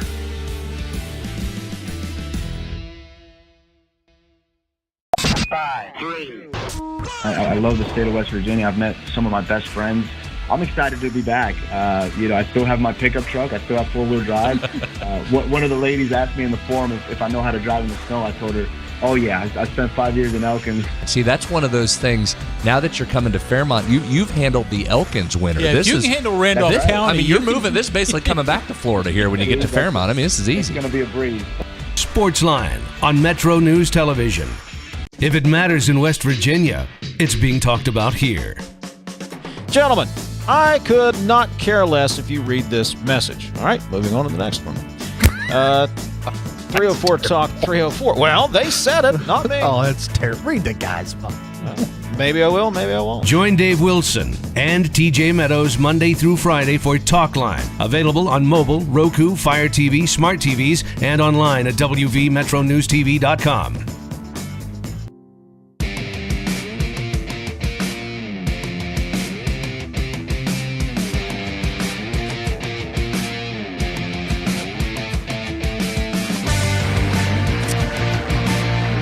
All right, welcome back. Kristyn Burtt, Hollywood Dirt, coming up in a matter of seconds. You know, keeping our eye on this World Cup game in the round of 16 between Portugal and Spain. If the United States would beat Belgium tonight on Fox, 8 o'clock, they're looking for maybe the largest television audience to ever watch an American soccer game tonight when that game takes place in Seattle. The winner of that game, and if it's the United States, would play the winner of this game. That would be next Friday. And right now, Portugal and Spain, there is no score in the 72nd minute, so we'll keep our eyes on that. Speaking of soccer, let me do a quick reset on our question of the day because we're starting to get some pretty interesting responses to this. So the U.S. meets Belgium tonight in Seattle for a spot in the quarterfinals at the World Cup. Question of the day, it's sponsored by Salango Law. Have you been following the World Cup, and how do you like the United States' chances tonight against Belgium? The text line is 304-TALK-304, 304-8255-304. I'm on Exit Weekly, W-E-E-K-L-E-Y, one word, 3 E's, W-E-E-K-L-E-Y. Let me get into the text messages. Just see. John Martin, 68191. Dave, no longer in the 240. What is this World Cup of which you speak? That is funny. Coop, we lost Chef Paul. This always happens. We have more questions for him at the end of the segment, and more questions about eggs. So I tell you what, here's the thing. If the segment with Chef Paul always runs every Monday at the top of the 4 o'clock hour, go ahead and send your questions in because I'll keep those, and hopefully, like eggs, they'll last more than a week, and I'll get those questions to Paul next week when we talk. All right, let's get Kristyn Burtt in here and do a little bit of Hollywood Dirt. Kristyn, how you doing today? Doing great. How are you? I am just fine. You know what? There's so much to talk about here. So much to talk about this weekend. Well, let me ask you one quick question. That's off the sheet of topics. Were you what's your take now that the Taylor Swift Travis Kelce marriage is over? Or not, marriage is over. The wedding is over. I was like, that was quick. That was really fast. Hey, you know, a couple of questions about this. What do you think about these rumors that claim that Travis Kelce had to sign like a massive prenup for this marriage this weekend? Do you think that's true? I do. Okay. I do. I mean, and I would say just because she's fought so hard to get the masters of her songs, that's a big fortune in and of itself. I am sure that they signed an ironclad prenup. Now, he has his own fortune, so he has his wealth to protect. She has her wealth to protect. And I think that any lawyer or any business manager would say, hey, you guys have to sign a prenup. Maybe it's just because of the world that I live in, but I just kind of felt like the build up to the thing at Madison Square Garden over the weekend, that was fine, but I just kind of felt like it got overshadowed by some of the other things, like America's celebration of the 250, the World Cup, other things. Is this a big story where you are talking about who was at the wedding, that kind of stuff, et cetera? Yeah, I would say on the West Coast for sure. The chatter was who got invited and who did not get invited. And I think a lot of people were paying attention to the arrivals and the departures of people from Madison Square Garden on Friday. Yeah, that's that's true. I did see where every member of the Chiefs got an invitation, and most of them did show up. All right, let's talk about Minions and Monsters. It's not a bomb, but it's not a hit, right? Yeah. It's not great for them. They were anticipating making $80 million over the 5-day frame, and it just didn't hit that. And I think the problem, I was looking at this because it's a good movie, got great reviews. I was at the premiere. They did it at the Dolby Theater where the Oscars are. So Universal sank some money into this movie. But I think it just came too close on the heels of Toy Story 5. Yeah, that makes sense. But the thing is, this thing is going to make money, right? And you don't want to be out of the spotlight too long. So you've got to have some sort of a bridge type of film. Yeah, absolutely. I think Universal is committed to the franchise, of course. We have a Minion actually that looks over the hill of where Universal Studios is. And when you go down the freeway, you just see a little Minion looking out at you. It's one of we call it our mascot of Los Angeles, believe it or not. And I do think it's going to be one of those things that they're going to hope that in the next couple of weeks that the word of mouth will continue and that people will go and see it. They're probably hoping for more heat waves or maybe for some rain, and people will go to the movies. When you sent me this note about this today, the first thing I couldn't believe is that this franchise is 16 years old. It's crazy, shocking, isn't it? Well, you look at Toy Story, which we've talked about too. I mean, that started in the 90s. Yeah, Toy Story goes 2 generations. Exactly. Yeah. And Universal wants their own version of Toy Story, and I think Minions is that for them. What do we know? Obviously, we're big fans of Jennifer Garner here. She grew up in Charleston. She wasn't born here, but she did grow up here. What's going on with Jennifer Garner? She's got a new series that's coming out later this week. She does. I've already seen it. It's called The 5-Star Weekend. It'll be premiering on Peacock on July 9th. Good cast, too. I think a lot of people will recognize some of the faces. Regina Hall is in there. Darcy Carden from The Good Place. Chloe Sevigny. And if anyone has read the book, because, everything on TV these days is kind of coming right off of books and book clubs and things like that. But Ellen Hildebrand, one of her books, which was The 5-Star Weekend, one of her Nantucket books, if anyone knows, this is another one of those adaptations. And I think a lot of people will like it. Yeah, I think so, too. And I'm looking down the list. And I haven't seen it. You have. I'm looking down the list of the other stars that are in this. And so Judy Greer is in it. So Judy Greer and Jennifer Garner, going back to 13 on 30, they were in that same movie together. They sure were. Their long-term friendship. I mean, they are besties in real life, on and off screen, which I love. Judy Greer plays a supporting role. So you will see her pop up from time to time. Kind of a little menace of a character for Jennifer Garner's character. It's good. So what's Timothy Olyphant in this thing? I'm trying not to spoil it, but he plays one of the possible. I'm like, how much do I want to spoil this? But he plays one of the men who might or may not be a love interest. Fair enough. Okay, let's talk about the Tilly Norwood thing. So she's going to star in her first film. I think this is really, really interesting. I think there are a lot of people who are against the idea of AI-generated stars. And then I think there are other people who are just, in it for the entertainment. How do you think this is going to work? Judging from the comments under one of the articles I read, there are a lot of people who are very upset about this. So it's going to be basically kind of what they're calling like a feature film, but they're calling it like somewhat of a romantic coming of age story. It's called Misaligned, which the irony of all of that, I know, right? But they're basically saying that this is going to be, what they're saying is a coming of age story, but infused with existential AI chaos. So it'll be set inside the Tillyverse. So they're trying to create a whole world for Tilly, which also means to me that they're going to be introducing a love story, her friends, what her world looks like, which I think is kind of interesting. It's going to be a digital world located somewhere in the cloud. And we don't mean the clouds, but we mean the cloud where you store all of your photos and things like that. Right. And she will be an AI being with no real body, no childhood, and no lived experience of her own, but access to everyone else's. So I'm seeing some of the social media chatter from some Hollywood big names. Emily Blunt reacted to this story saying, quote, "Good Lord, we're screwed. This is really, really scary." Chris Pratt had one. He said, quote, "I heard this Tilly Norwood thing.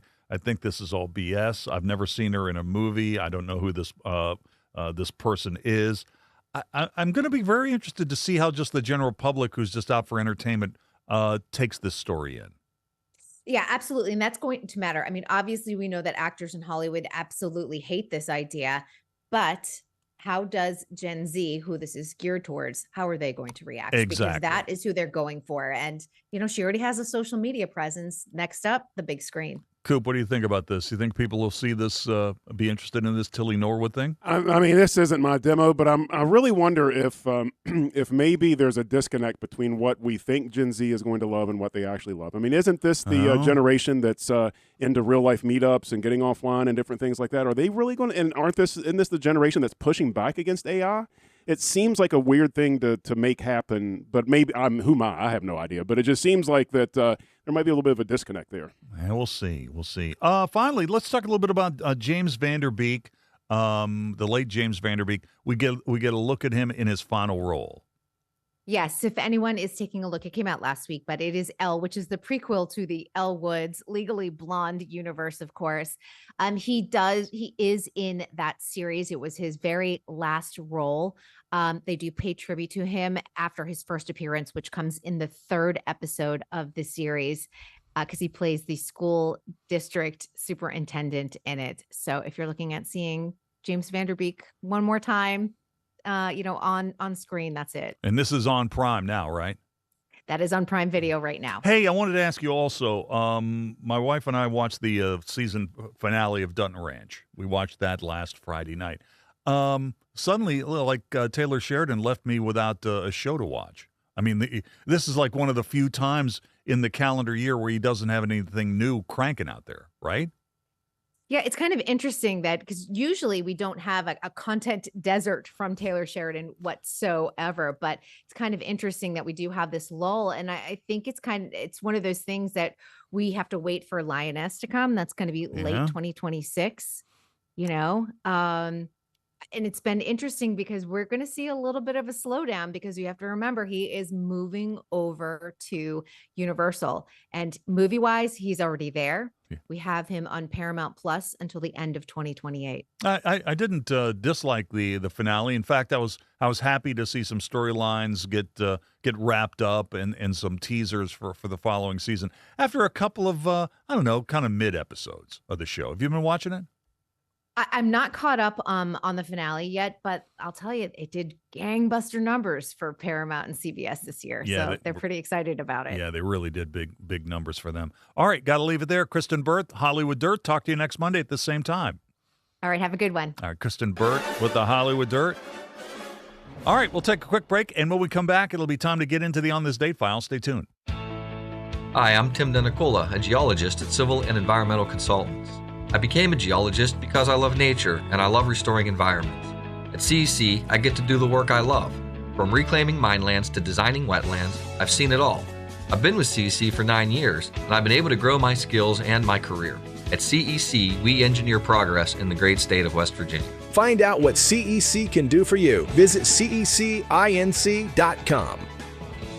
This boating season, elevate your family time with Lou Wendell Marine Sales. Proudly family-owned for over 40 years, Lou and his sons are West Virginia's largest Avalon pontoon dealer. Trusted experts in premium boats, motors, and service. Discover refined comfort, elegant design, and performance you can feel. Now is the perfect time to take advantage of preseason savings. At Lou Wendell Marine Sales, they don't just sell boats. They sell family fun. Visit LouWendellMarineSales.com because the weekend's almost here. Metro News Hotline, presented by Salango Law, will return right after these messages. For over 20 years, Dan Cava Toyota World has been more than a dealership. We're family-owned, community-focused, and committed to taking care of our customers long after the sale. Our commitment doesn't stop when you drive off the lot. With factory-trained technicians and a service team you can trust, we're here to keep your vehicle running at its best for years to come. So when it's time to get your next vehicle, choose the dealership that's been serving the community for generations. Visit Dan Cava Toyota World in Fairmont. Shop the world. You own a boat because you love spending time on the water. Choose the outboard that allows you to make the most of it. Honda Marine's legendary reliability, ease of maintenance, and powerful performance keep you going strong. And they're all backed by the peace of mind protection of the industry's best limited warranty. Visit your Honda Marine dealer today and find out why it's more than an engine. It's your time on the water.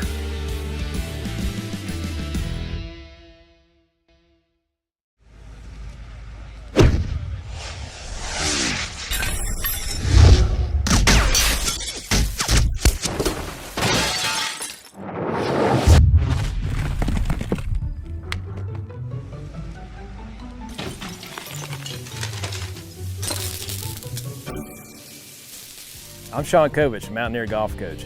When disaster strikes your home, business, or golf game, call the restoration company the Mountaineers call. Panhandle Cleaning and Restoration. West Virginia is home. It's where we work, live, and raise our families. At the heart of our communities are West Virginia hospitals and their compassionate caregivers.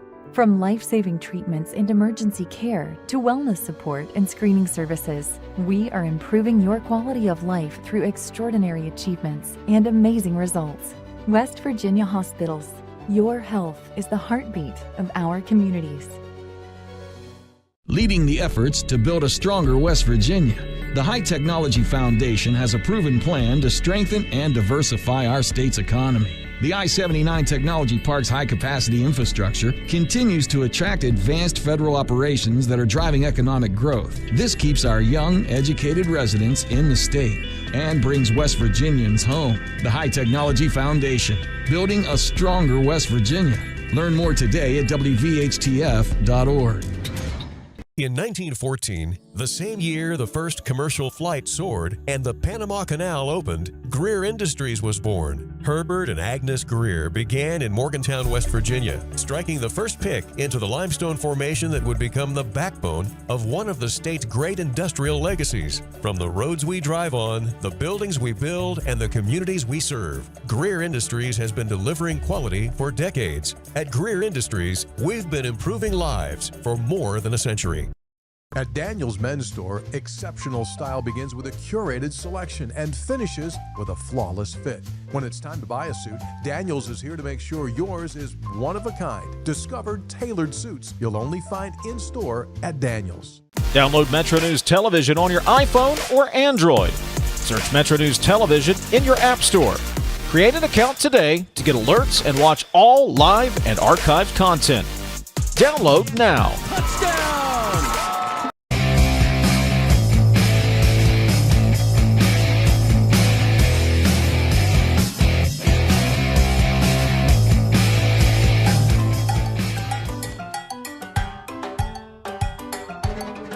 All right, welcome back.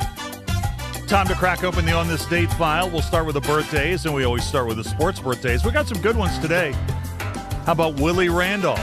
Willie Randolph, second baseman, manager of the Mets, former Charleston Charlie, 72 years old today. Pau Gasol, 46. Fred Dreyer. Yeah, Hunter. Yeah, before he was Hunter, he played for the Rams. Fred Dreyer is 80 years old today. Brad Park, oh man, good player for the Rangers, played for the Bruins. 78 years old today. Matt Barr, the place kicker for the Pats, for the Giants, 70 years old. Zion Williamson, number one pick in the draft in 2019 of the New Orleans Pelicans. He's 26 years old today. George W. Bush is 80. Sylvester Stallone having a birthday today. He's 80 years old. And, so many great clips from Rocky. Here's probably one of his best-known speeches from the movie Rocky Balboa. You, me, or nobody is going to hit as hard as life. But it ain't about how hard you hit. It's about how hard you can get hit and keep moving forward. How much you can take and keep moving forward. That's how winning is done. Now, if you know what you're worth, now go out and get what you're worth. But you got to be willing to take the hits and not pointing fingers saying you ain't where you want to be because of him or her or anybody. Cowards do that, and that ain't you. You're better than that. Sylvester Stallone, 80 years old today. This is a pretty good day of birthdays for celebrities. Kevin Hart, 47 years old today. Jeffrey Rush from The King's Speech, Shakespeare in Love, the Pirates of the Caribbean movies. He's 75 years old today. Eva Green, 46 years old. 50 Cent, 51 years old today. On this date, speaking of the movies, 1994, Forrest Gump, starring Tom Hanks, rolls into theaters. They sending me to Vietnam. Listen, you promise me something, okay? If you're ever in trouble, don't try to be brave. You just run, okay? Okay. Where you boys from in the world? Alabama, sir. You twins? No, we are not relations, sir. For some reason, what I was doing seemed to make sense to people. Forget about me and get yourself out! Been awarded the Medal of Honor. How come? Now, my mama's always telling me how miracles happen every day. Some people don't think so. Jenny! But they do. They do. All right, Forrest Gump on this date in 1994. It won the Academy Award for Best Picture in 1995. And speaking of the movies, On this date, 1964, the Beatles film Hard Day's Night premiered in London. Don't be soft. We just finished making our first feature film for United Artists. It's called A Hard Day's Night. Hey, Paul, tell them about the songs and that. On that. There's 8 songs in it. 8? Yeah, Hey. I only did 6. For you. Don't be soft. It'll be coming to your theatre. It'll be coming to very your soon. theatre. Your theatre. Mine? All right, Hard Day's Night from the Beatles on this date in 1964. And on this date in 1933, the first All-Star baseball game at Comiskey Park in Chicago. The American League wins it 4-2, and Babe Ruth hits the first All-Star home run. We have a sellout, big crowd, a fine day, and I hope the best team wins. And there was no one more fitting to connect for the first All-Star home run than Babe Ruth. It's a home run in the right, first home run of the series. Ruth, with his natural flair for the dramatic, seemed to christen the first All-Star game with what seemed to be a Ruthie invention. Ruth and the American League went on to win the game 4-2. All right, there you go. And our musical birthday to the break, sort of musical. Burt Ward, he played Robin on the TV show Batman. He's 81 years old. Here is Boy Wonder, I Love You. This was written and arranged by Frank Zappa. He's 81 today. Hi, kids. It's me, your pal, the Boy Wonder. Taking this opportunity to catch up on my fan mail. Even as a boy wonder, it's really hard to read all the tons of mail I get. Here is a happy letter from someone just about your age. Dear, cute, wonderful, fabulous, magnificent, exquisite boy wonder. A cold chill runs up my spine every time I see you. This is Hotline, presented by Salango Law on Metro News, the voice of West Virginia. The conversation starts long before the game. You're young still. What did you know about Rich Rodriguez when he's named the coach? I didn't know nothing about it. Hearing some stories, I heard some stuff. Very intense, very hard. It was good. And I thought, coming in, I kind of saw that off the bat, and I was like, oh, this is college ball right here. Yeah, it's for real. Yeah. 3 guys before the game. Available on Metro News Television. You own a boat because you love spending time on the water. Choose the outboard that allows you to make the most of it. Honda Marine's legendary reliability, ease of maintenance, and powerful performance keep you going strong. Leading the efforts to build a stronger West Virginia, the High Technology Foundation has a proven plan to strengthen and diversify our state's economy. The I-79 Technology Park's high-capacity infrastructure continues to attract advanced federal operations that are driving economic growth. This keeps our young, educated residents in the state and brings West Virginians home. The High Technology Foundation, building a stronger West Virginia. Learn more today at WVHTF.org.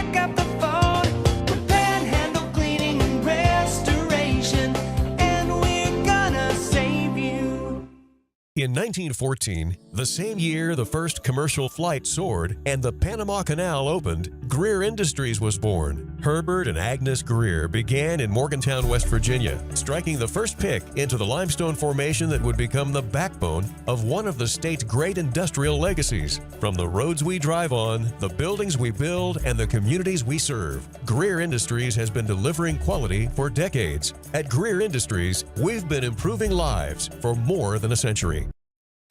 For over 20 years, Dan Cabot Toyota World has been more than a dealership. We're family-owned, community-focused, and committed to taking care of our customers long after the sale. Visit Dan Cabot Toyota World in Fairmont. Shop the world! Across West Virginia, hospitals are always here, healing, helping, and standing strong for our communities. Hospitals save lives and build livelihoods. They're among our largest employers, with a passionate workforce of 54,000 West Virginians. Hospitals are economic drivers, contributing close to $17 billion to our state's economy and working to ensure access to care for all. From life-saving moments to wellness support, West Virginia hospitals keep our state healthy, our families strong, and our future bright. The best selection of WVU apparel is at Daniel's Men's Store. Exclusive designs you won't find anywhere else. Stylish, sophisticated, and unmistakably mountaineer. Shop in store or online at danielsofmorgantown.com. 3 guys before the game. What did you know about Rich Rodriguez when he's named the coach? I didn't know nothing. I was like, oh, this is college ball right here. Yeah, it's for real. Yeah. Available on Metro News Television.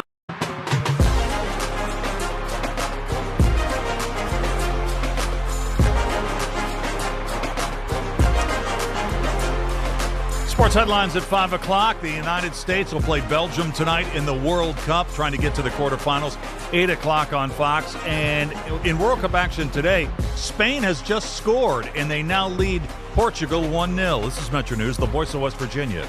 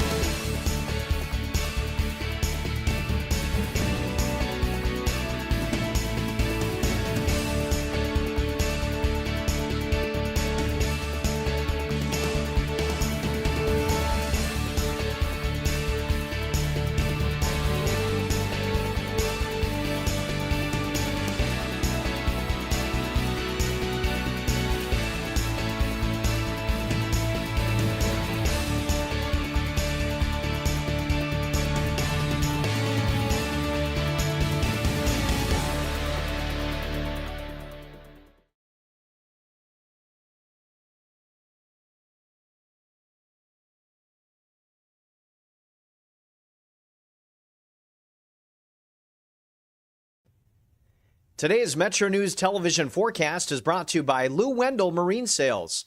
We sell family fun. An active week ahead as we have daily opportunities for thunderstorms, some of which may produce some damaging winds and some heavy downpours. Overall, warm and muggy, but not as hot as last week. Our greatest risk for flooding is where the watch is in effect through this evening in the far northern panhandle and the eastern panhandle. A general ½ to an inch here, and that's going to be with locally higher amounts. Those watches are through this evening, so it is today and tonight that we have the slight risk for some excessive rainfall there, marginal risk elsewhere. Looking east again for a marginal risk Tuesday and Tuesday night.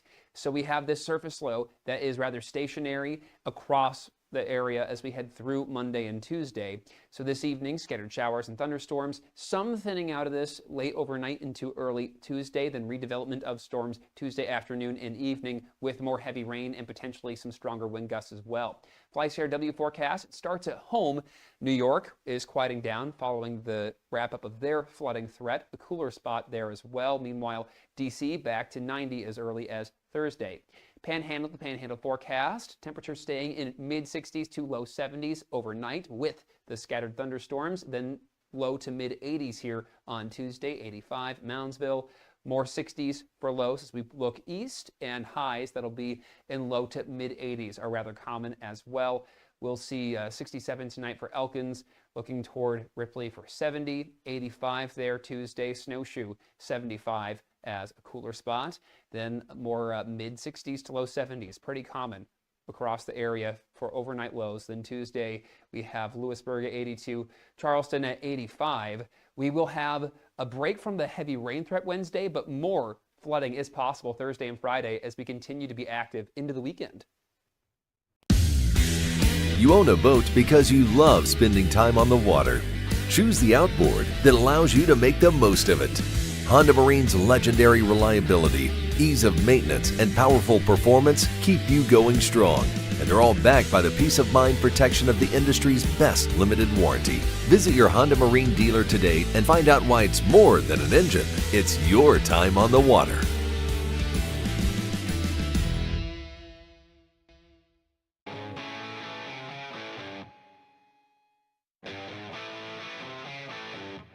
This is Metro News Hotline, presented by Salango Law. Metro News Hotline is a 3-hour audio tour, navigating the world of sports, news, entertainment, tech, and more from a Mountain State point of view. Hotline is a no politics zone. You can join the conversation. Text the show at 304-825-5304. 304-TALK-304. Here's the host for Metro News Hotline, Dave Weekley. All right, welcome back to the show. It's 5:06 in West Virginia. Time to start the third and final hour of our program today, Metro News Hotline. Thanks so much for tuning in today, folks. Got a lot of stuff to get into in this particular hour, and you're thinking, I can't wait to hear what Carl Lee has to say about this or that. Carl is out of the box today. Carl, out of the box, a rarity, but never fear.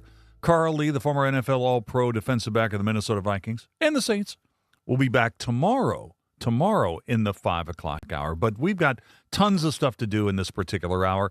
We will reset our question of the day. We can tell you that if the United States wins its big soccer match tonight in Seattle in the World Cup against Belgium, they will play Spain on Friday because Spain scored late and they defeated Portugal 1-0. So the World Cup career of Ronaldo, the international star from Portugal, is over. He's retiring from World Cup and international competition. Spain, one of the favorites in the tournament, is moving on. That is a final score now. They scored late.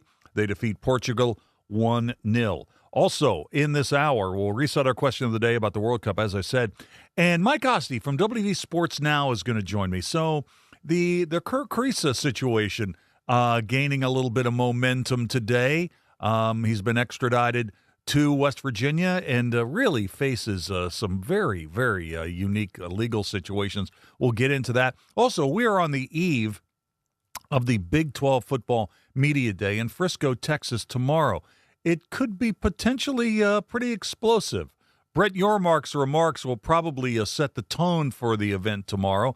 And, of course, West Virginia will be represented, as will many of the teams that in the Big 12 that will be sporting new coaches this year. So we'll talk a little bit about that with Mike as well. We'll play in or out. That will be at 5:25. 5:33, the Pirates are off tonight. They will open a series tomorrow against the Braves, and it'll be Paul Skenes going to the mound. And Skenes, if you're a Pirate fan or just a baseball fan in general, you know that he has just not seemed like himself the last 9 starts. So what's up? What's going on with Paul Skenes, the reigning National League Cy Young Award winner? Over his last 9 starts has an ERA of over 5. Is what's ailing Paul Skenes? Is it injury related? Well, Will Stewart, the injury expert, the host of Injury Territory on the Foul Territory Network, is an occasional contributor to this program. So we'll get him on here at 5:33 just to talk about the Paul Skenes situation. Why is his velocity down? Why is his spin rate down? What's the difference between recovery and rest for that talented arm? So we'll talk about that. That'll be coming up at 5:33. Okay, let's go ahead and do a quick reset on our question of the day. And the question of the day is about the World Cup. The United States meets Belgium tonight in Seattle for a spot in the World Cup quarterfinals. Question of the day, and it is sponsored by Salango Law. Have you been following the World Cup? How do you like the United States' chances tonight against Belgium? Once again, the question, have you been following the World Cup? And how do you like the United States' chances tonight against Belgium? We've had a lot of takes on this. You can jump in there, too. The text line here is 304-TALK, 304-825-5304. I'm on Exit Weekly, WEEKLEY, one word, 3 E's, WEEKLEY. Let me bring Mike Asti into the mix from WV Sports Now to talk about a couple of West Virginia University-related topics. How you doing today, Mike? I'm doing well, and yeah, even when there's not direct drama involving West Virginia University, there's a quasi-connection still to cover with Kerr Kriisa. So I think we're all pretty interested in this situation. Yeah. So Kriisa's been arrested. He's been indicted on a $2.2 million fraud scheme. The Department of Justice made that announcement today. And we're finding out more and more about this scheme. Apparently, he posted as his mom, right? Yeah. And according to this story at ESPN, he allegedly told one victim he needed money to save the family farm. And he also allegedly acted as a woman named Irene to sign a fraudulent promise to repay one of the victims $100,000 by a February deadline, according to the DOJ. It's kind of a sordid story. It could be made for a movie, to be honest. And many that have called for a documentary of sorts of even that 23-24 West Virginia basketball season that really factually is in a debate as maybe one of the worst ever, the whole Huggins scandal to Eilert as the interim. This would be part of that, and even adding more credence to making that into some interesting documentary, to say the least. And this wasn't on my bingo card to be covering over the holiday weekend. I wouldn't have predicted this. But if you talk to people that covered him at Kentucky, even at Cincinnati or before, oddly enough, Dave, no one's really surprised he would get involved in something like this. And everything you said is exactly what's out there. Yeah, I mean, he's posing as somebody named Irene, posing as his mother, claiming that a family member is sick, claiming that his mother had cancer, trying to get all this money from multiple victims, text, email schemes, upwards of $2 million. It's made for the TV show Catfish. I mean, that's what was going on here. And this is all alleged right now. But if found guilty of any of this, it's pretty scummy. I'm willing to go on that limb. This is taking money from innocent victims and flat out lying to them. And this is separate from the NIL money that he made to play. Obviously, that was not a successful season for the program. He did not perform well based on what he did even at Arizona prior to that. So all of this just leaves a really, really rough taste in your mouth, for sure. There's a couple of interesting things that we've learned about this in the last 24 hours. Even though we're interested in Kriisa's connection to WVU, this was apparently a 4-year scheme, according to the feds. Okay, so this was something that was going on even before he wore the old gold and blue. Yeah. And if you remember, he started off his tenure suspended because of what was going on in Arizona. Tickets, right? So it wasn't like, I mean, there were tea leaves here. There were red flags, if you're dating, for the lingo of red flags. There were red flags in this. And also, for what people to remember, he was one of the players that, regardless of everything that went on with Huggins, he was originally one of the players that Huggins was interested in bringing in. He then was in the transfer portal after the Huggins scandal and then ended up staying at West Virginia. So there was a lot going on. Kerr Kriisa was almost the straw that stirs the drink of that very bizarre summer for West Virginia basketball, and then it led to him coming aboard with a suspension and then playing, and the team obviously didn't win, and he didn't play well, and you get this out of it. His college career went 6 years. His Cincinnati year was a year that many believe shouldn't even have occurred, but he did play there because he transferred to Kentucky after West Virginia, and he already was a senior when he was departing. Just a very, very bizarre career, a very, very bizarre journey. This has been going on for years. And if everything here again is true, it is beyond sports. It is a made for TV or streaming service type of movie. And it's really, really scummy to say the least. And yeah, you have the DOJ involved. I mean, as you know, when they get involved and there's a press conference, it usually means they have something. The DOJ does not get involved and speak publicly, regardless of the administration or what anyone thinks, unless there is something concrete or they are really, really confident in not only indicting, but getting a guilty verdict here. So we can joke all day, but this is not a good situation for Kerr Kriisa. No. And his family or anyone else who's involved in this.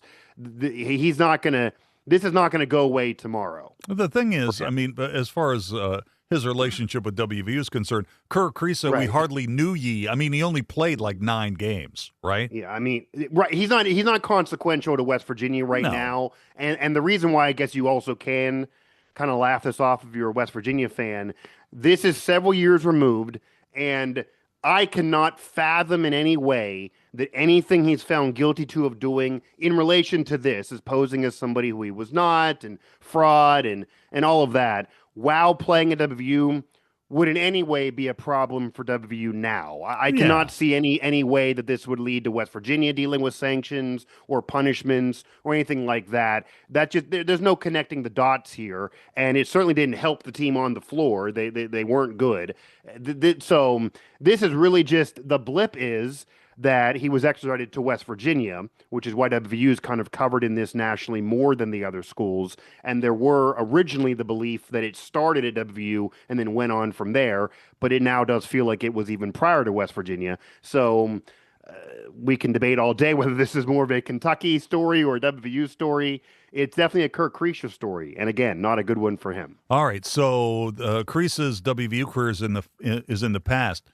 WVU football, its future in the Big 12 starts tomorrow, right? With Media Day. So I think Brett Yormark is the guy who's going to basically set the tone when he gets up and makes his state of the league address tomorrow.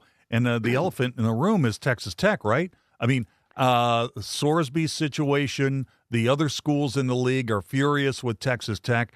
How much chatter there will be about Texas Tech from some of the representatives from other schools in the league. I think that's where you got to start. I am going to guarantee he's going to absolutely speak on it.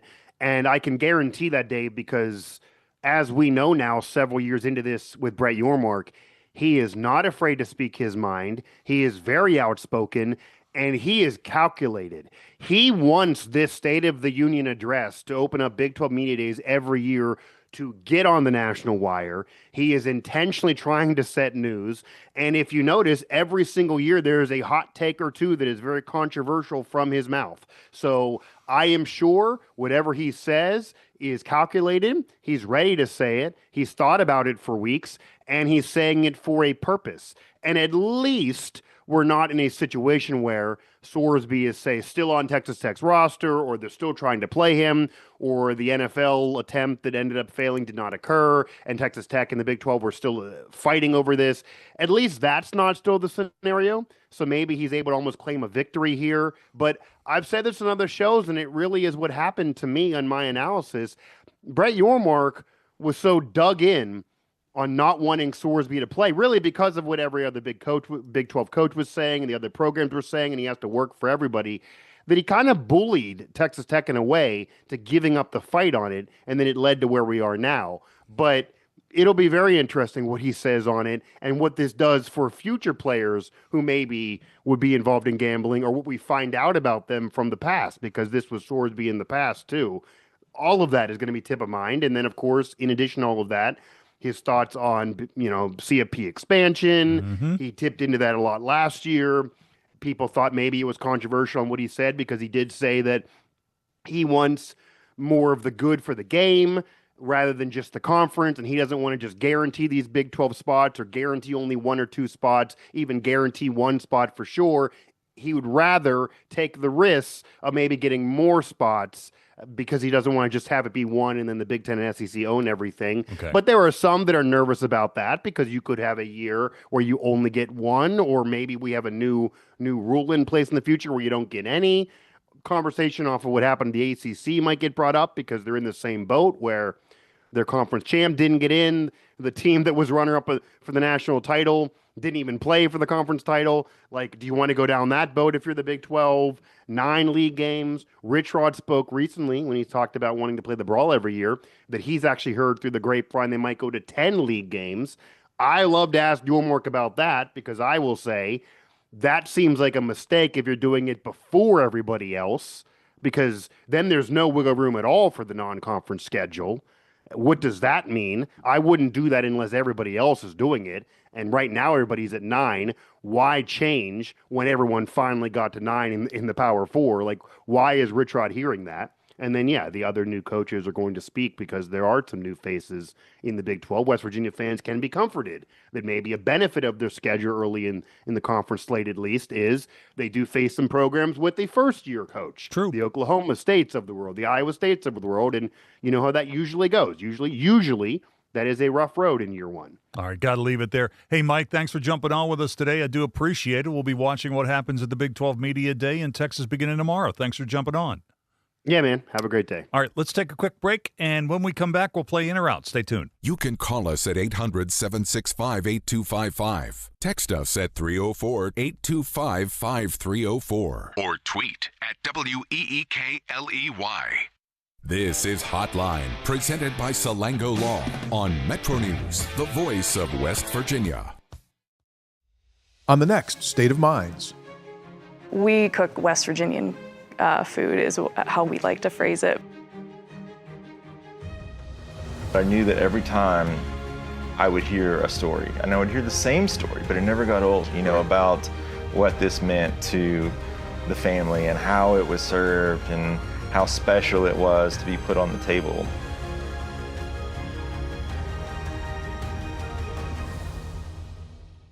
In 1914, the same year the first commercial flight soared and the Panama Canal opened, Greer Industries was born. Herbert and Agnes Greer began in Morgantown, West Virginia, striking the first pick into the limestone formation that would become the backbone of one of the state's great industrial legacies. From the roads we drive on, the buildings we build, and the communities we serve, Greer Industries has been delivering quality for decades. At Greer Industries, we've been improving lives for more than a century. For over 20 years, Dan Cava Toyota World has been more than a dealership. We're family-owned, community-focused, and committed to taking care of our customers long after the sale. Our commitment doesn't stop when you drive off the lot. With factory-trained technicians and a service team you can trust, we're here to keep your vehicle running at its best for years to come. So when it's time to get your next vehicle, choose the dealership that's been serving the community for generations. Visit Dan Cava Toyota World in Fairmont. Shop the world. You own a boat because you love spending time on the water. Choose the outboard that allows you to make the most of it. Honda Marine's legendary reliability, ease of maintenance, and powerful performance keep you going strong. And they're all backed by the peace of mind protection of the industry's best limited warranty. Visit your Honda Marine dealer today and find out why it's more than an engine. It's your time on the water.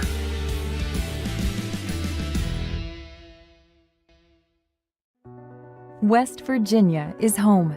It's where we work, live, and raise our families.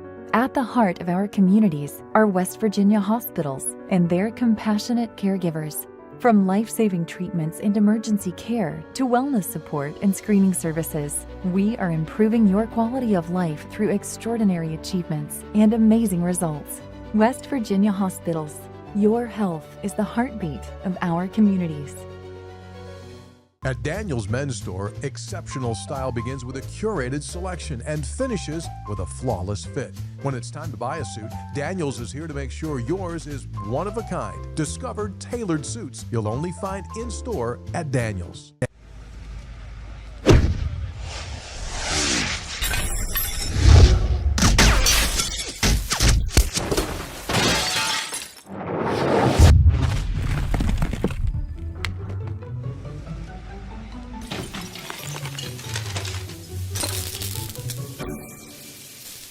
I'm Sean Kovich, Mountaineer Golf Coach. When disaster strikes your home, business, or golf game, call the restoration company the Mountaineers call. Panhandle Cleaning and Restoration. Sportsline on Metro News Television. One of the ladies asked me in the forum if I know how to drive in the snow. I told her, oh yeah, I spent 5 years in Elkin. See, that's one of those things. I mean, you're moving. This is basically coming back to Florida here when you get to Fairmont. I mean, this is easy. It's going to be a breeze. Stories, photographs, and documents today.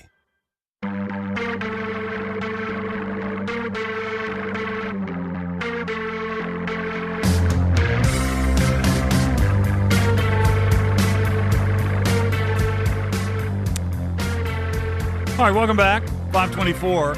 Oh, Ryan's back. Must be time for In or Out. Must be time for In or Out. Let's do it. Every day at this time, we focus on the stuff you talk about around the water cooler. We call it In or Out. The setup is simple. Remember water coolers? 3 categories: food or beverage, gut reaction. Finally, this one's about a celebrity. The topics of which change daily. Let's get started. Food or beverage is up first. Coop, are you ready to go? Yes, I'm ready. Golden Corral is honoring America's anniversary with a year-long series of $2.50 value deals starting this week. The first offer is a $2.50 kids weekend breakfast buffet. With the purchase of an adult or a senior buffet, it runs through July 26th. You need to be a rewards member. Golden Corral, $1.50 kids weekend buffets. In or out? And I'm sure a $1.50 kids weekend buffet isn't the perfect place for my kid to go and get sick at a buffet. I'm out. You're out. Yeah, you're out. Not doing the buffet. Ryan, what are your thoughts here? Golden Corral with the $2.50 kids weekend buffet. In or out? You had me until you said rewards member. Oh. I don't want to get my Golden Corral Plus account just to get access to special deals, man. Just keep it simple. You're a restaurant, not Disney Plus, dude. I'm out. You're out. I like kids, so I'm going to be in. I like children. I'm a fan of children and doing stuff for the youngsters. But what about Golden Corral? The Golden Corral, definitely in on that. Gut reaction is next. A Bangkok restaurant has been tending the same pot of soup for over 52 years. Watana Panish, a third-generation beef noodle shop, built its reputation around a mother stock that's been continuously simmering and revived since 1974. The restaurant has found its moment amid a growing forever soup trend online. Social media has driven sales up 30% over the last 5 years. Soup that has been simmering for 52 years. In or out? Okay, this trend has been going on for some time now. The one thing that I'm reasonably sure of, there's nothing special about the soup as far as like special superfood or antioxidants or anything along those lines. If you can eat it and survive, then you're probably okay. I was going to be out, but frankly, it was developed in 1974. It's the same year I was born, so I'm going to be in. There you go. It's the same age as me. Food safety experts say the family's nightly boil and rest routine keeps the soup safe to consume. Soup that's been boiling simmering since 1974, Ryan. In or out? Is it in the same pot? I believe it is. Likely, yeah. That's gross. Like, at least change the pot. You can have, like, the same soup for 100 years, but, like, change the pot at least. I'm sure that patina is part of the flavor. the Chris Lawrence mug. Yeah, the rust adds character. Yeah. I'll be out. Gonna be out. I like soup. I'm in on this. So easy to please. Yeah, I know. I'm going to bring you some 100-year-old soup. Finally, this one's about a celebrity. Ashley Tisdale is executive producing a half-hour dark comedy series for Netflix called Toxic Moms, following her viral January essay about breaking up with a toxic mom group. By the way, Hillary Duff's husband called Tisdale the most self-obsessed, tone-deaf person on earth. Ashley Tisdale, in or out? Whose husband? Hillary Duff. The concept of this, especially if it spills some tea, sounds absolutely fantastic. I know everybody's going to be protected by because this was a celebrity moms group that she burned down. And I know everybody will be protected by anonymity, but still, I think it's a little bit funny. And let them all fight. I love it. Yeah, let them all fight. You're going to be in. All right, Ryan. Now we know her from High School Musical and what is it? The Sweet Life of Zach and Cody. Zach and Cody. Yes. Ashley Tisdale, in or out? Man, what Disney does to people, you know? Yeah, my sister made us watch everything High School Musical related back when we were kids, and it was insufferable. I don't think the property is bad. It's just I didn't like it at the time. Okay. But I don't know. I guess Is there a fence sitting option? Yes. Thank you. All right, Ashley Tisdale. Slightly in, I guess. That sounds kind of interesting. Thank you, guys. All right, we'll take a break. What's wrong with Paul Skenes? We'll get into that next. This is Metro News, the voice of West Virginia.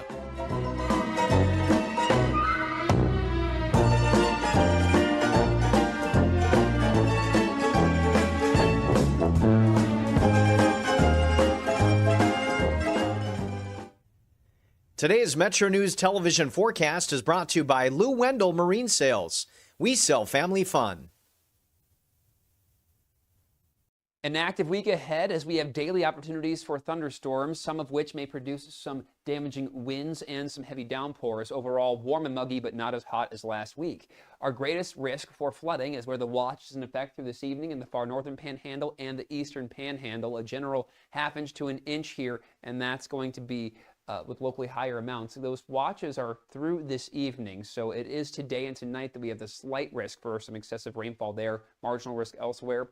Looking east again for a marginal risk Tuesday and Tuesday night. So we have this surface low that is rather stationary across the area as we head through Monday and Tuesday. So this evening, scattered showers and thunderstorms, some thinning out of this late overnight into early Tuesday, then redevelopment of storms Tuesday afternoon and evening with more heavy rain and potentially some stronger wind gusts as well. FlyCRW forecast, it starts at home. New York is quieting down following the wrap up of their flooding threat. A cooler spot there as well. Meanwhile, DC back to 90 as early as Thursday. Panhandle, the Panhandle forecast, temperatures staying in mid-60s to low 70s overnight with the scattered thunderstorms, then low to mid-80s here on Tuesday, 85. Moundsville, more 60s for lows as we look east, and highs that'll be in low to mid-80s are rather common as well. We'll see 67 tonight for Elkins, looking toward Ripley for 70, 85 there Tuesday, Snowshoe 75 as a cooler spot. Then more mid-60s to low 70s, pretty common across the area for overnight lows. Then Tuesday, we have Lewisburg at 82, Charleston at 85. We will have a break from the heavy rain threat Wednesday, but more flooding is possible Thursday and Friday as we continue to be active into the weekend. You own a boat because you love spending time on the water. Choose the outboard that allows you to make the most of it.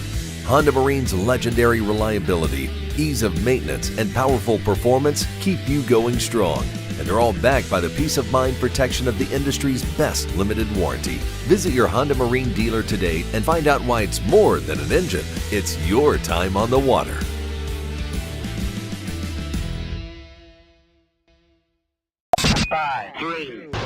I love the state of West Virginia. I've met some of my best friends. I'm excited to be back. I still have my pickup truck. I still have four-wheel drive. One of the ladies asked me in the forum if I know how to drive in the snow. I told her, oh yeah, I spent 5 years in Elkins. See, that's one of those things. Now that you're coming to Fairmont, you've handled the Elkins winter. Yeah, this you can handle Randolph County. I mean, you're moving. This is basically coming back to Florida here when you get to Fairmont. I mean, this is easy. It's going to be a breeze. Sportsline on Metro News Television. If it matters in West Virginia, it's being talked about here. Gentlemen, I could not care less if you read this message. All right, moving on to the next one. 304 Talk 304. Well, they said it, not me. Oh, it's terrible. Read the guy's book.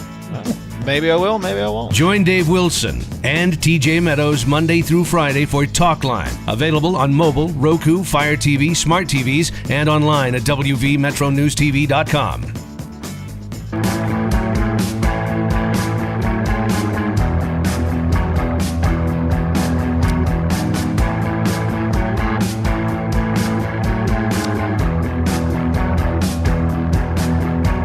All right, welcome back.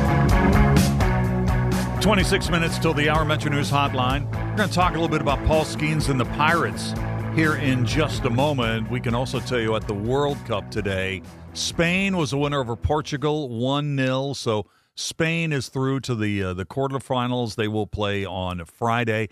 And the United States would meet Spain if they can get through their game tonight against Belgium. That's 8 o'clock in Seattle on Fox. That is the subject of our question of the day. Let's do a quick reset on that.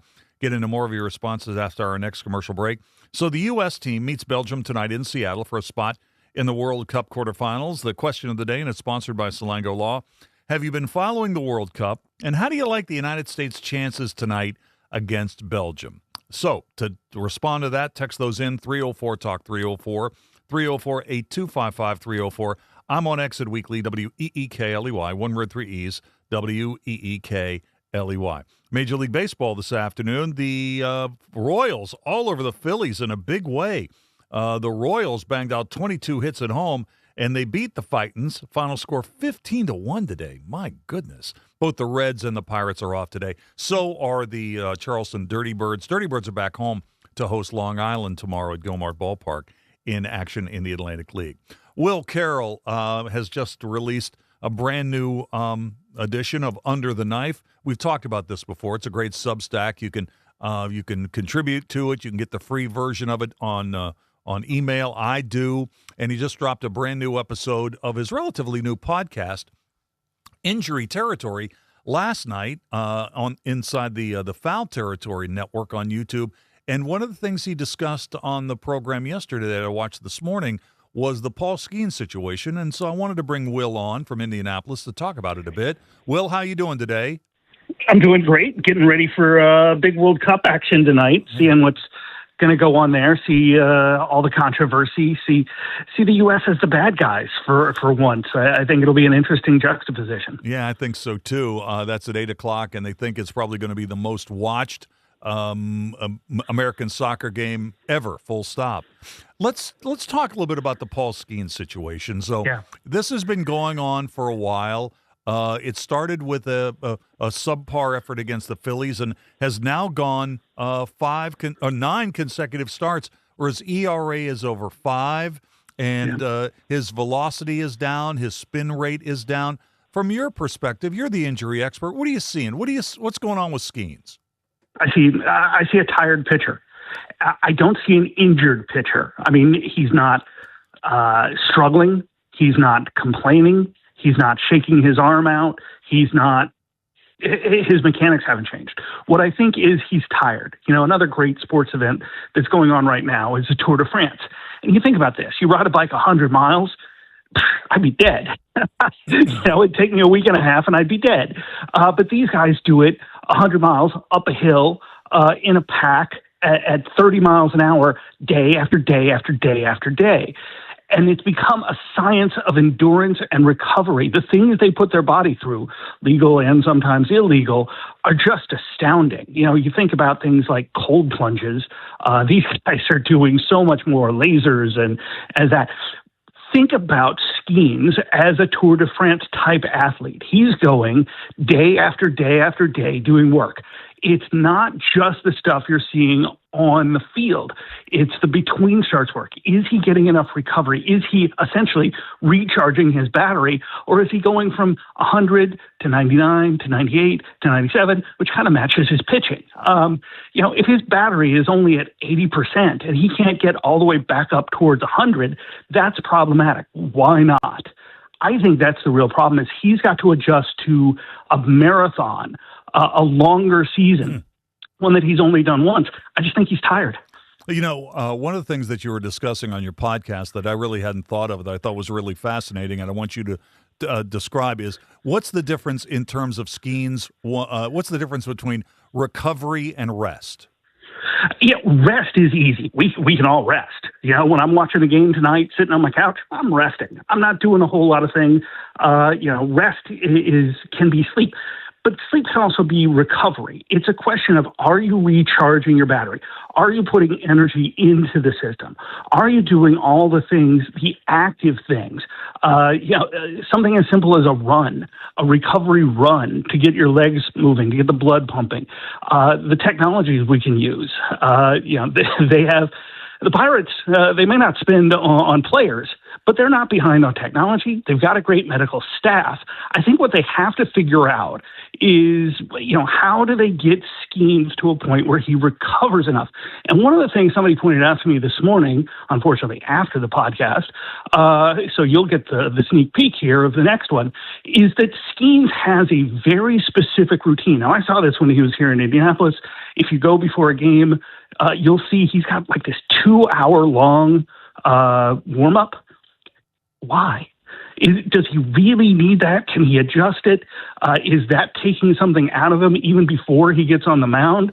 Sure, it helps him, but it helped him when he was a college pitcher. It helped him when he was pitching half a season for the Pirates. He's got to adjust, and that's one thing that a couple people have pointed out to me. Yeah, I want to ask you also, if fatigue is really the issue, are you seeing differences in the release point, or maybe when he strides forward to let go of the ball? Is he compensating in some of those areas? Because when you start to do that, that's when you really open yourself up to get hurt.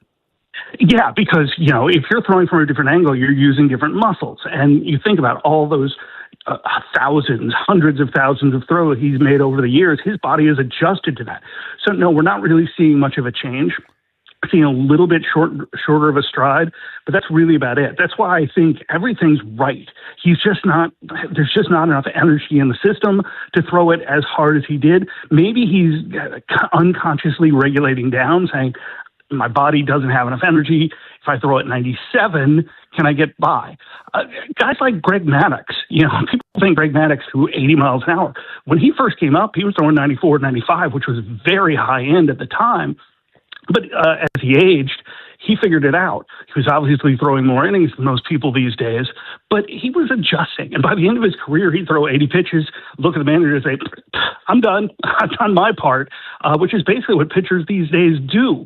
So I'd like to see him get a little bit more efficient, work on the recovery, get a little bit more active in that recovery process. We're talking with Will Carroll, the injury expert, about what's going on with Paul Skenes. The Pirates are off tonight. Skenes will pitch tomorrow. On your podcast, you were using some examples that were kind of scaring me, Will, when you were talking about Jacob deGrom and Noah Syndergaard. If you were Don Kelly, or if you were the Pirates general manager, would you skip a turn? Should you put him on the IL and let him watch for a while? What do you think their immediate thing? What's their immediate move? What do you think? No, I keep him pitching, and here's why. We know that just stopping doesn't help. If you take that chronic workload off, if you're getting ready for a marathon, if you're getting ready for the Tour de France, you have slow days, but you don't have no days. If he just drops off, he's going to have to ramp back up. When you see guys who get injured, actually injured, and have to have times off, they ramp back up, and we understand that process now. So no, I might short start him. I might shadow him with somebody. They've got good pitchers. They've got depth. They've had good results with most of them. So you could certainly do something like that. But would I take him out? Absolutely not. He's too good. Hey, I also want to ask you about Chase Burns of the Reds. So Burns has had a great season. He's 10-1 right now with a 2.40 ERA, 17 starts so far this season. He's sitting on 97 2/3 innings, and we know that he's on the pitch limit. So there's been a lot of discussion. Here's the thing. Okay. Why is he on that pitch limit? This is the thing that drives me nuts. Yuri Perez coming out in the 7th inning with 92 pitches. Yeah. There's reason to be smart about it. There's reason to monitor it. There is no reason to ever put a limit on it. This is the thing that I think the smart analytics people have taken way too far. It used to be, we'd see pitchers going 140, 150, 160 pitches in an outing. We don't see that anymore. We don't see 100. So it's swung way, way, way too far. This idea of pitch limits, innings limits, when we don't know how the arm reacts to them, that means we're never going to find out what those limits are. I don't think we should go beyond them. I don't think we should go back to where we were, but I think we've got to get rational about it. I want to ask you also about Burns. I mean, there's been discussion on what his role on the Reds pitching staff might be going forward before they shut him down at a pitch limit. I've heard stuff like they want to use him as a middle reliever or as some sort of a guy who would come in out of the bullpen. This is just my opinion, and I want you to get your take on it. If you're getting close to the limit for him, and he's never pitched this many innings in a season, the one thing you probably don't want to do is change his normal routine, right? Yeah, that's exactly it. You don't. What you want to do is push him smartly. Do you give him an extra day's rest in there? Sure. It depends on what the Reds' context is. Right now, they're looking like they're out of it. So you can go to a six-man. You can bring up somebody, a Chase Petty or someone who can fill in. You short start him. You find an extra day's rest with the rest. But do you change him completely? Absolutely not. All right, and finally, I want to ask you about Shohei Ohtani. So as we get a little closer, and I mean, there's no question that the Dodgers are going to win their division and they're going to be back in the postseason. Do you keep Ohtani on his regular rotation as we go deeper into the season? I mean, he's kind of dealing with some injury issues now. Yeah, he's got this shoulder issue, which is they're calling it a biceps issue. I think it's something close to biceps tendonitis. He had that labrum on the other side, so we don't know if there's some sort of looseness that he has just congenitally. But let's face it, he's not normal to begin with. So they've been watching him more closely. They've been giving him more off days. They've been giving him extra rest days. They've got so many pitchers coming back that, he was on 9 days rest last time. He's going to have one start. There's no way he starts again before the All-Star break. He's not going to pitch during the All-Star break. So, again, that chronic workload's a little bit weird. I know the Dodgers are watching it, but it's tough because Ohtani runs Ohtani. He wants to be out there. He wants to be out there more. He's tolerating what they're doing right now. I'm curious what they're going to do with the catcher. Dalton Rushing has kind of run out of rope with a lot of the pitchers, including Ohtani, and that can't help. So we'll see where that goes. But with Ohtani, I do think they're resting him more. They're focusing on October because the Dodgers, no matter what happens with this CBA, the Dodgers are going to have rules that are going to affect them a lot. All right. Got to leave it there. Will, thanks for jumping on with us to talk about Skenes, Chase Burns, and Ohtani today. Thanks a lot.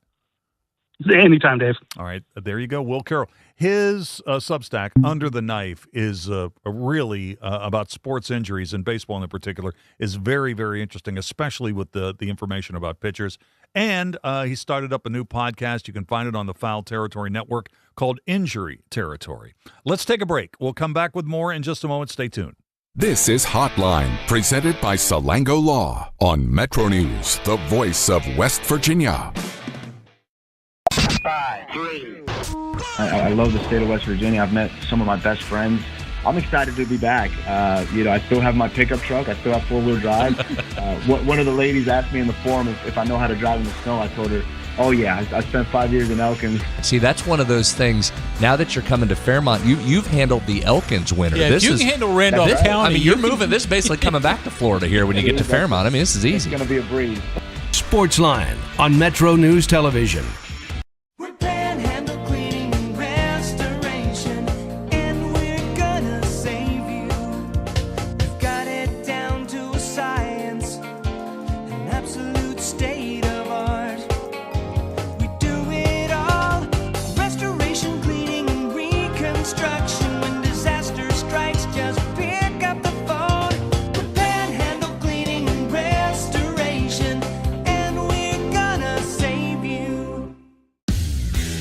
You own a boat because you love spending time on the water. Choose the outboard that allows you to make the most of it. Honda Marine's legendary reliability, ease of maintenance, and powerful performance keep you going strong. For over 20 years, Dan Cava Toyota World has been more than a dealership. We're family-owned, community-focused, and committed to taking care of our customers long after the sale. Visit Dan Cava Toyota World in Fairmont. Shop the world! Across West Virginia, hospitals are always here, healing, helping, and standing strong for our communities. Hospitals save lives and build livelihoods. They're among our largest employers, with a passionate workforce of 54,000 West Virginians. Hospitals are economic drivers, contributing close to $17 billion to our state's economy and working to ensure access to care for all. From life-saving moments to wellness support, West Virginia hospitals keep our state healthy, our families strong, and our future bright.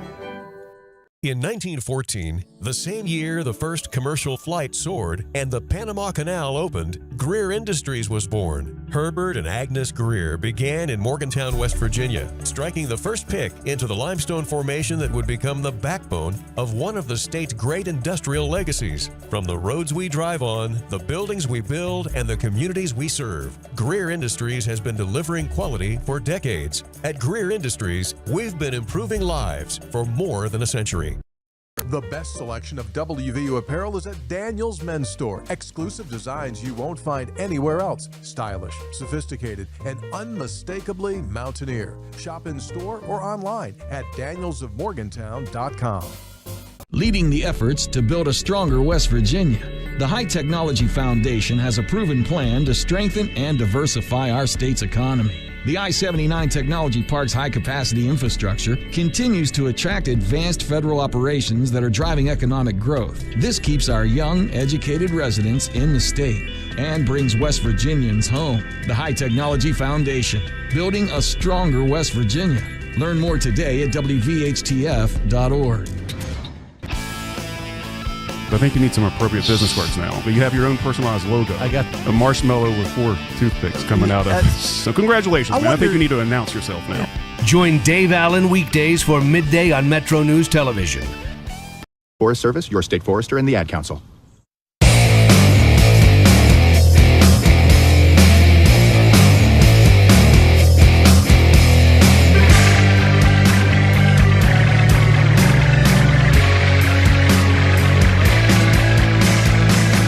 All right, welcome back. 10 minutes till the hour.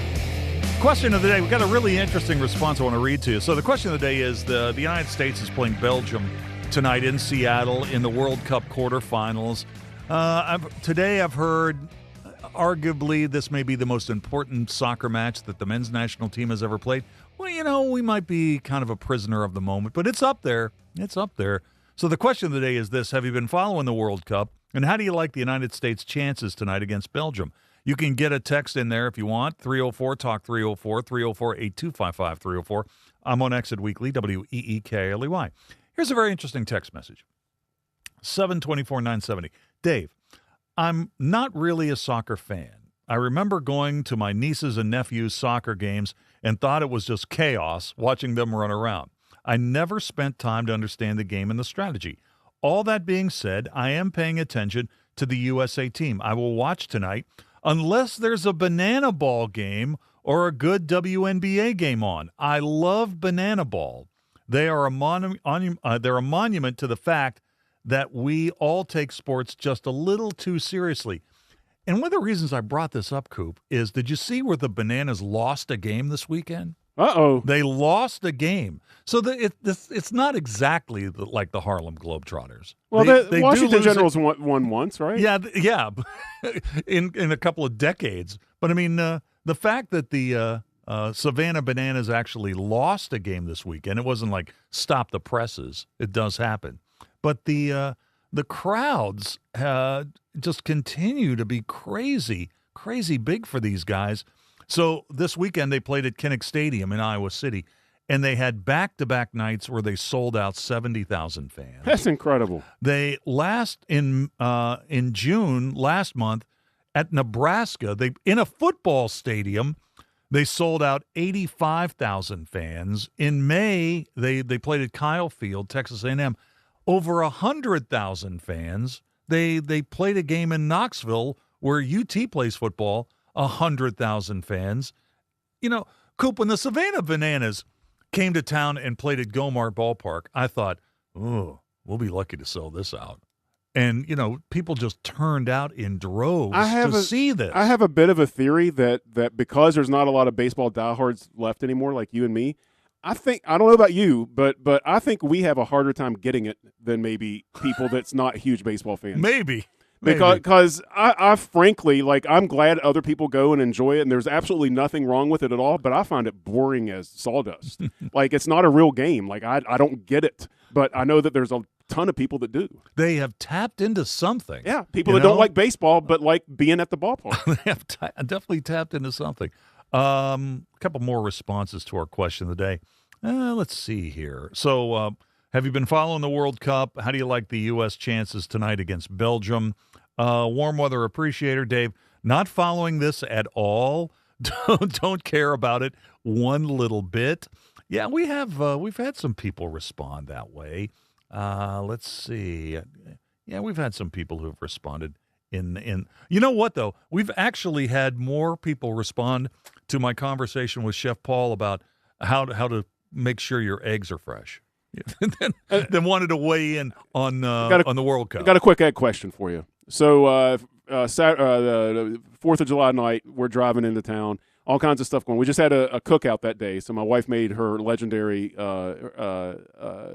eggs, her deviled eggs. Yeah, her legendary deviled eggs. So we take them from her mom's house. So they had been in and out of the refrigerator, mostly out of the refrigerator most of the day. Take them in and out of her mom's house. We put them in the back of the car, driving around, watch the fireworks show. We had some technical difficulties here at the radio station, so I had to drive in after the fireworks show. My wife's sitting outside in the car and decides that she needs a little snacky. And so she goes rummaging around in the leftovers and grabs an egg, a deviled egg from earlier in the day, and eats it. How'd that work out for her? I don't think great. And, man, I was like, you did what? I mean, it didn't poison her, but her stomach wasn't all that great with the decision. And I felt like that egg being 14 hours in and out of the refrigerator might have had the legs walk off a little bit. Yeah, maybe so. And on that happy note, Let's take a break. We're back to Rapid for the Day in a moment. Wounded Warrior Project helps post 9/11 veterans and their families realize what's possible. With support and resources that bring warriors together and empower them to become stronger, both inside and out. It's possible to begin healing, to get the help you need, to find peace. And as each warrior's needs evolve, so do we. Because these last 20 years are just the beginning. Learn more at woundedwarriorproject.org/possible. Anyone can choose to make a difference. You can help people succeed, rebuild after disasters, protect the environment, or feed the hungry. Not only will you make a difference for others, but for yourself. You can earn money for college, learn career skills, and make friendships that last a lifetime. Make a difference. Choose your future. Choose AmeriCorps. Talking to your kids about the dangers of vaping can be hard. Getting them to listen to hot gossip is easy. So here's some drama you could share with your kid. Dude, did you hear about Cassie and Jake? No, but did you hear that vaping can cause irreversible lung damage and nicotine affects brain development? Nuh-uh. You don't need to gossip if you want to have an open conversation about vaping. So if you want to get tips on when and how to talk to your kids, visit talkaboutvaping.org. Brought to you by the American Lung Association and the Ad Council. Moving Day, a walk for Parkinson's, is happening around the country.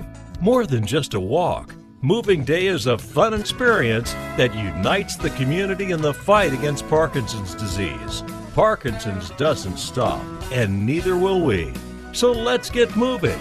Join the Parkinson's Foundation to learn more and register for an event in your area at movingdaywalk.org. That's movingdaywalk.org. The Library of Congress invites you to visit the revamped Veterans History Project website, where first-hand accounts shared by U.S. military veterans are accessible to the public. Performing a search of the collection is easy. First, go to loc.gov/vets. Click Explore the Collections. Scroll down to Search the VHP Collections and click. Make sure you're searching this collection, and with simple keywords, you can find what you're looking for. Visit loc.gov/vets today. Being isolated and lonely can be harmful to your health, resulting in high blood pressure, a greater risk of heart disease, and early onset dementia. So it's important to build and maintain social connections. Try a new hobby, volunteer, exercise, or use your phone or other device to stay in touch. Visit connecttoeffect.org to find resources and ways to stay connected. Presented by AARP Foundation with support from United Healthcare. Hey, everything okay? Yes, I'm fine. Honey. Hey, I'm here for you. Tell me about school today. When kids can't find the right words, music can help them sound it out. Talk to the kids in your life about their emotional well-being. Find tools and resources at sounditouttogether.org. Brought to you by the Ad Council and Pivotal Ventures.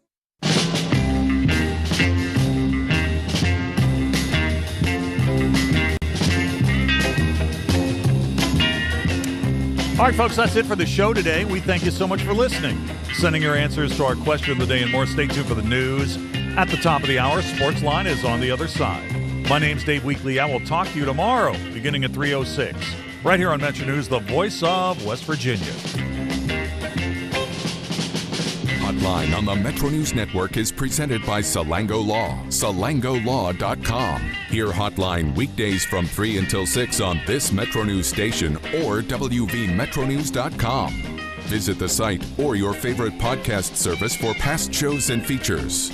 This has been Hotline, presented by Salango Law on Metro News, the voice of West Virginia.